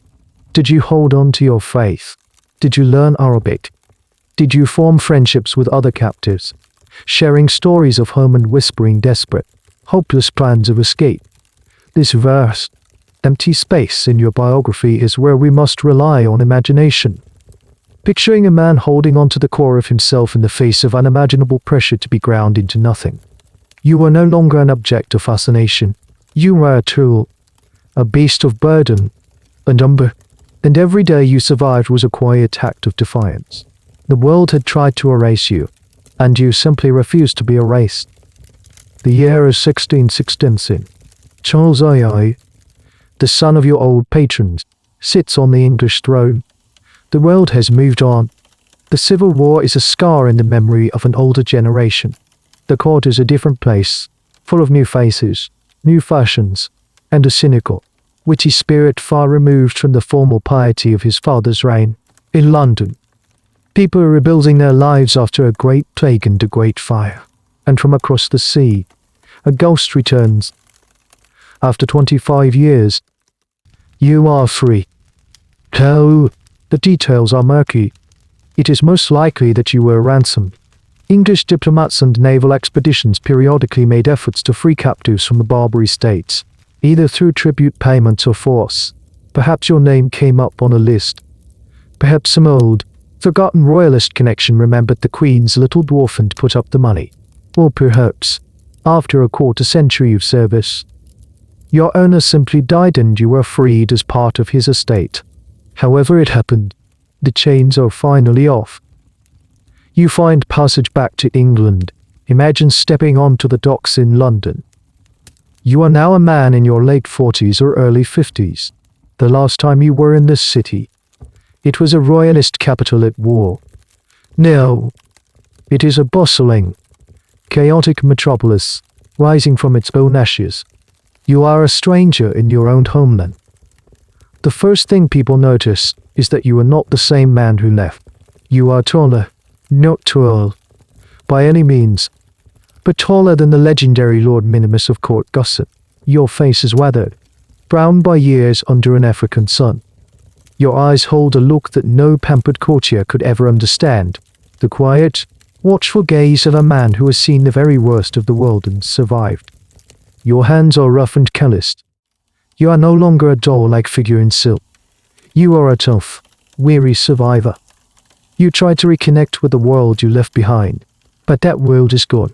The Queen, Henrietta Maria, is an old woman living in France, and she would die within the year.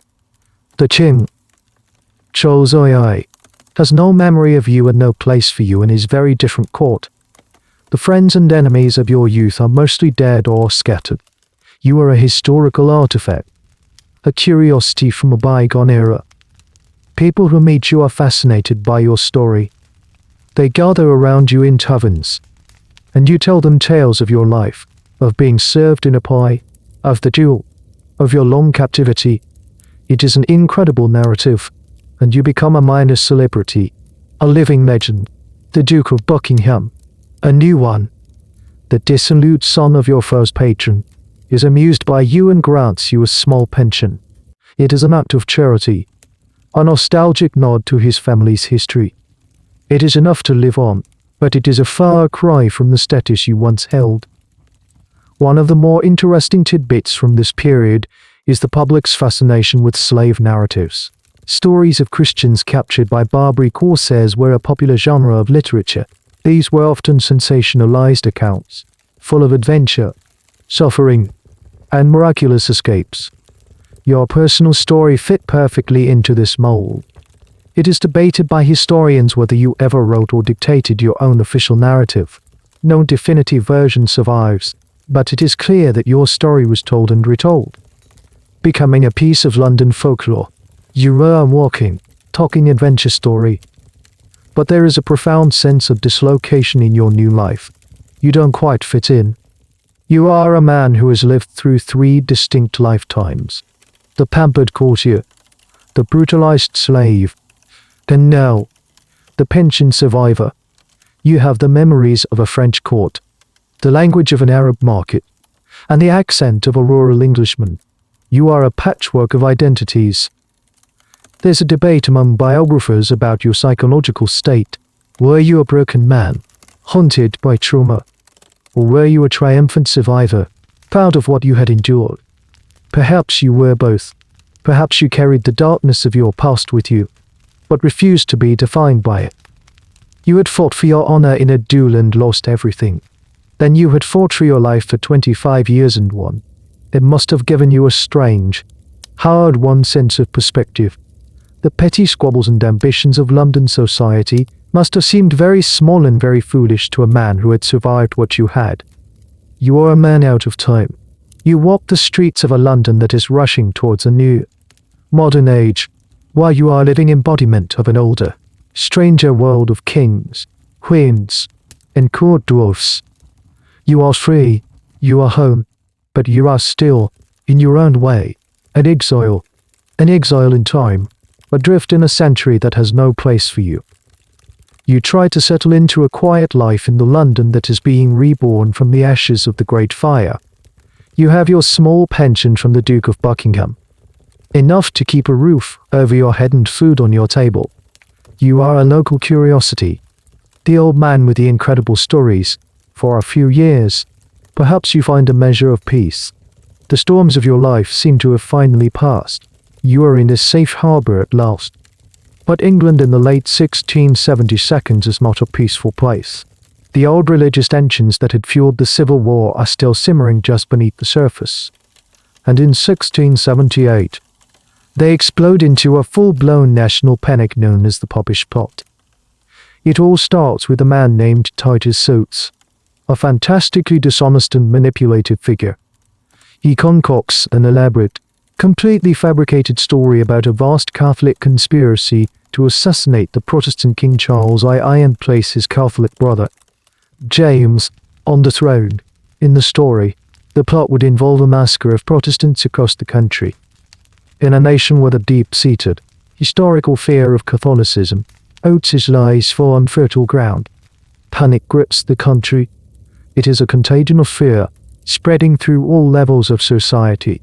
Logic and reason are abandoned, replaced by paranoia and finger-pointing. Anyone with any connection to Catholicism, no matter how tenuous, is suddenly under suspicion. Neighbors spy on neighbors. Old friends are denounced. It is a witch hunt, and the designated witches are the Catholics. And you, Jeffrey Hudson, find yourself in a terribly dangerous position. Your entire career was built in the service of Queen Henrietta Maria, the most famous and powerful Catholic in England for decades. You were part of her intimate circle, a member of her household in England in exile. You were present for her private masses, though you were likely a Protestant yourself. Your name is inextricably linked to the old Catholic court. In the feverish, paranoid atmosphere of the Popish Plot, this association is as good as a death sentence. Your past, which had been a source of amusing stories, now becomes a liability. Your service to the Catholic Queen is reinterpreted in the most sinister light. Were you part of her Popish schemes? What secrets did you learn in her private chambers? The fact that you have spent 25 years in North Africa, a land of infidels, only adds to the suspicion. You are a man shrouded in foreign, non-Protestant mystery. One of the more bizarre and tragic elements of the Popish Plot was the use of evidence. The flimsiest rumors, the most obvious lies, were accepted as hard fact by magistrates and juries.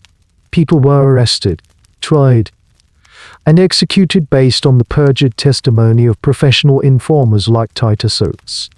It was a time of judicial terror, where being accused was tantamount to being condemned.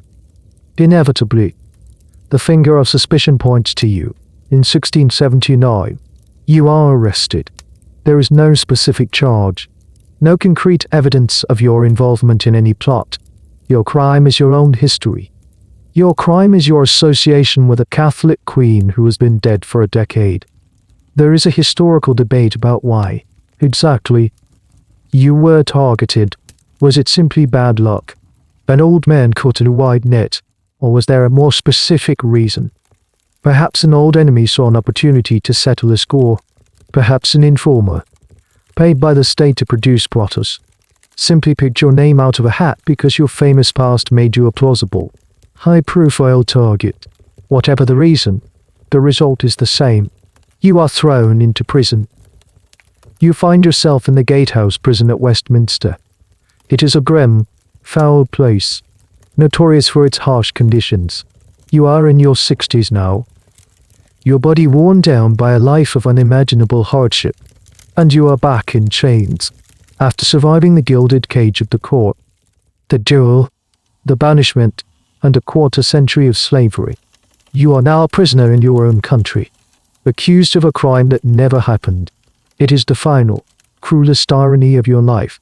The world, it seems, will simply not let you be.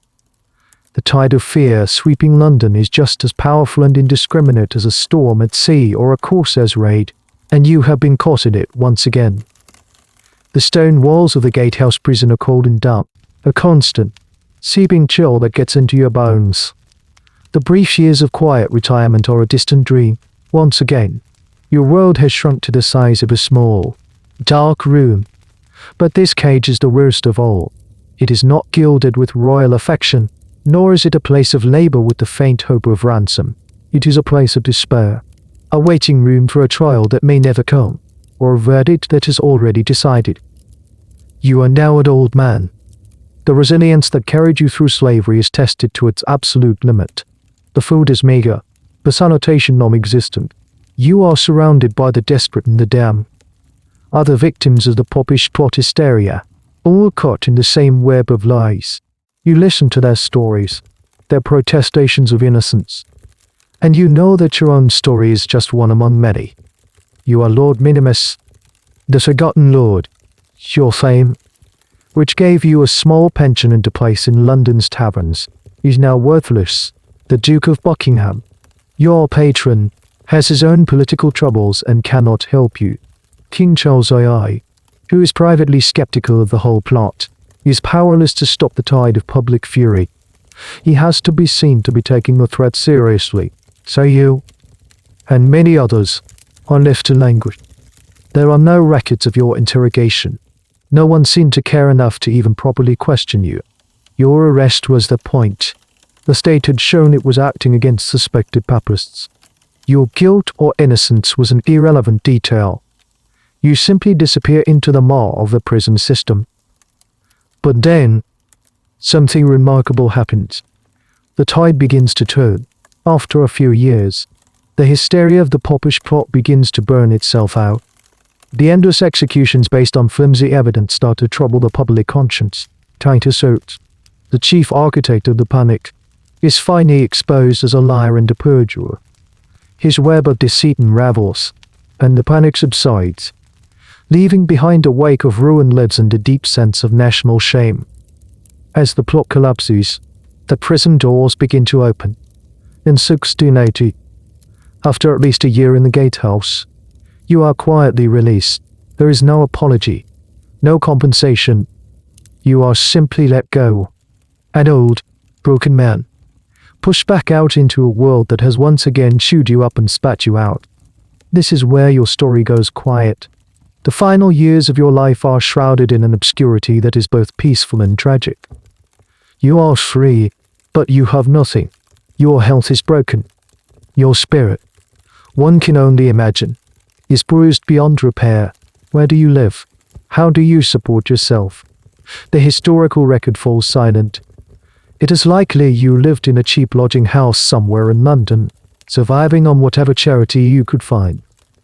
It's a strange and little-known fact that after the popish plot, there was a quiet, informal effort by some to help its victims.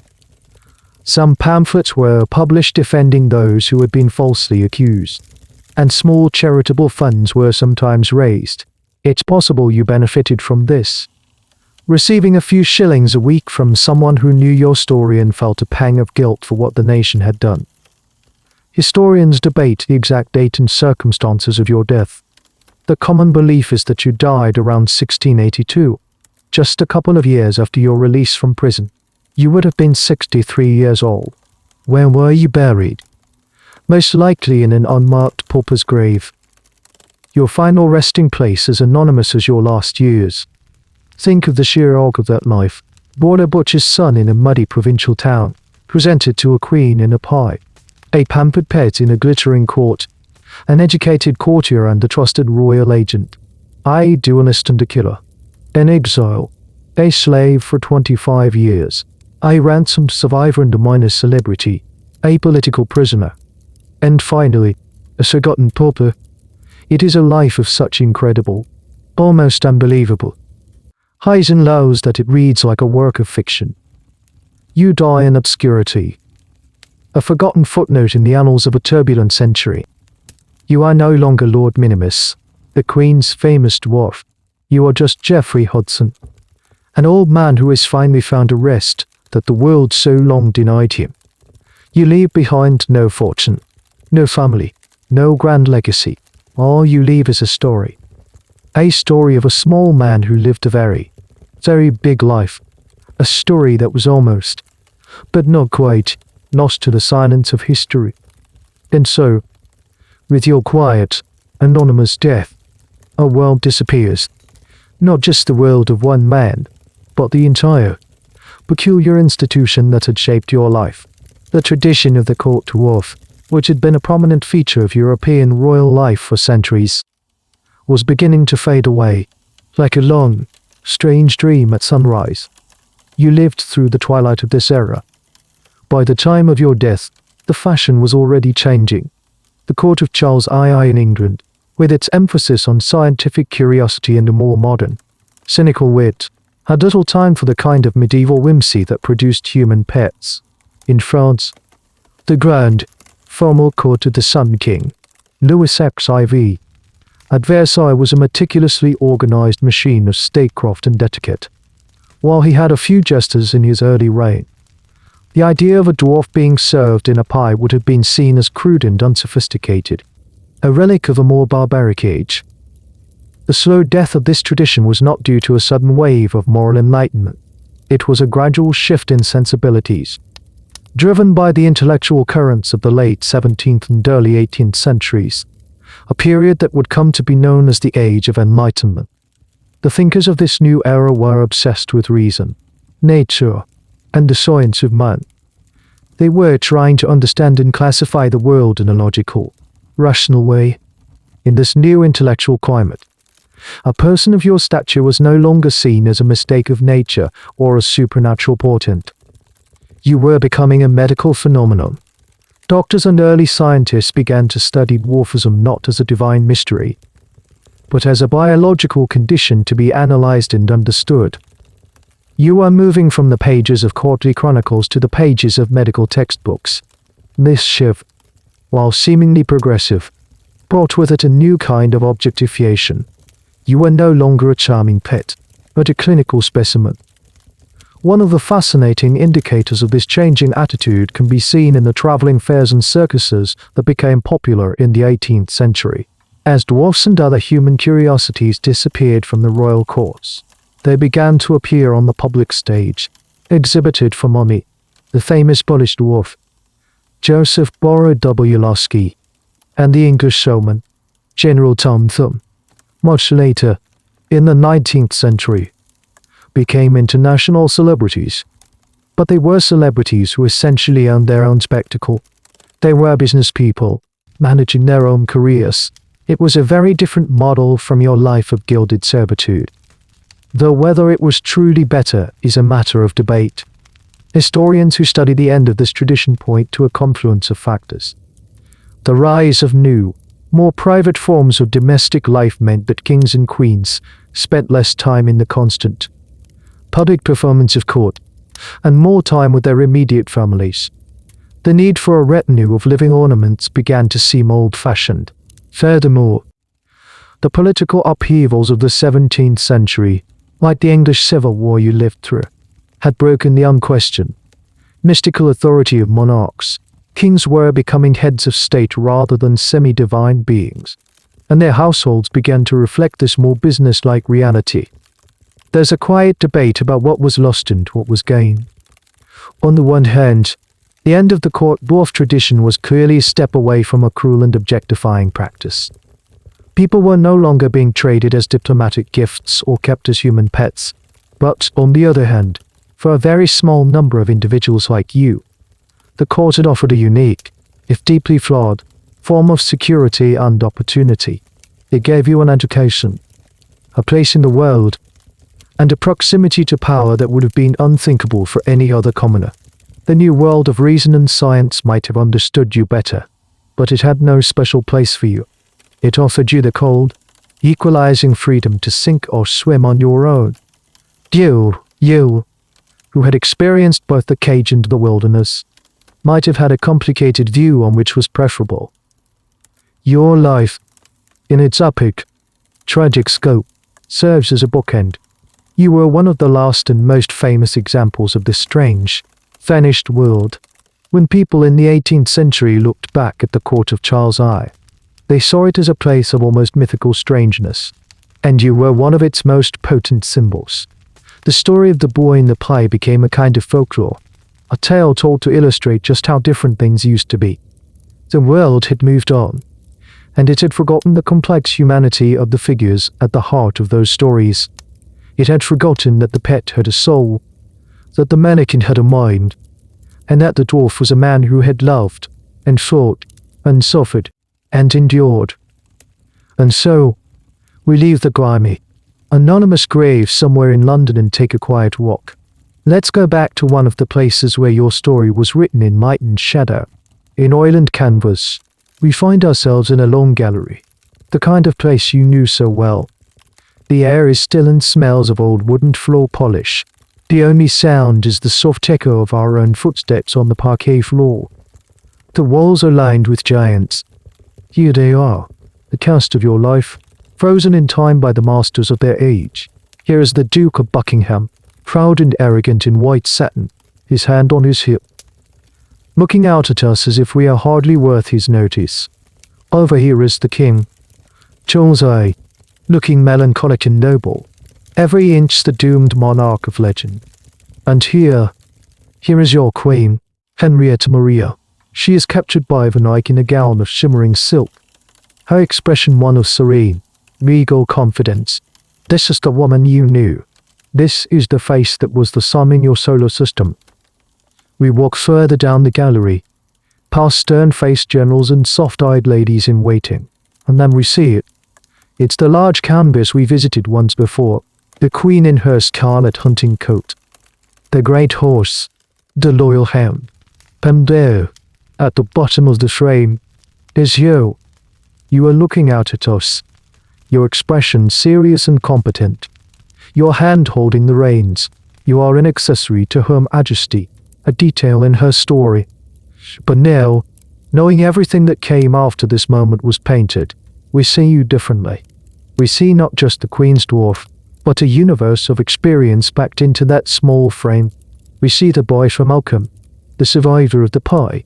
We see the secret keeper, the man who listened by the fire as a kingdom began to crack. We see the brave messenger who crossed the stormy, pirate-infested sea. And we see the seeds of the man you would become.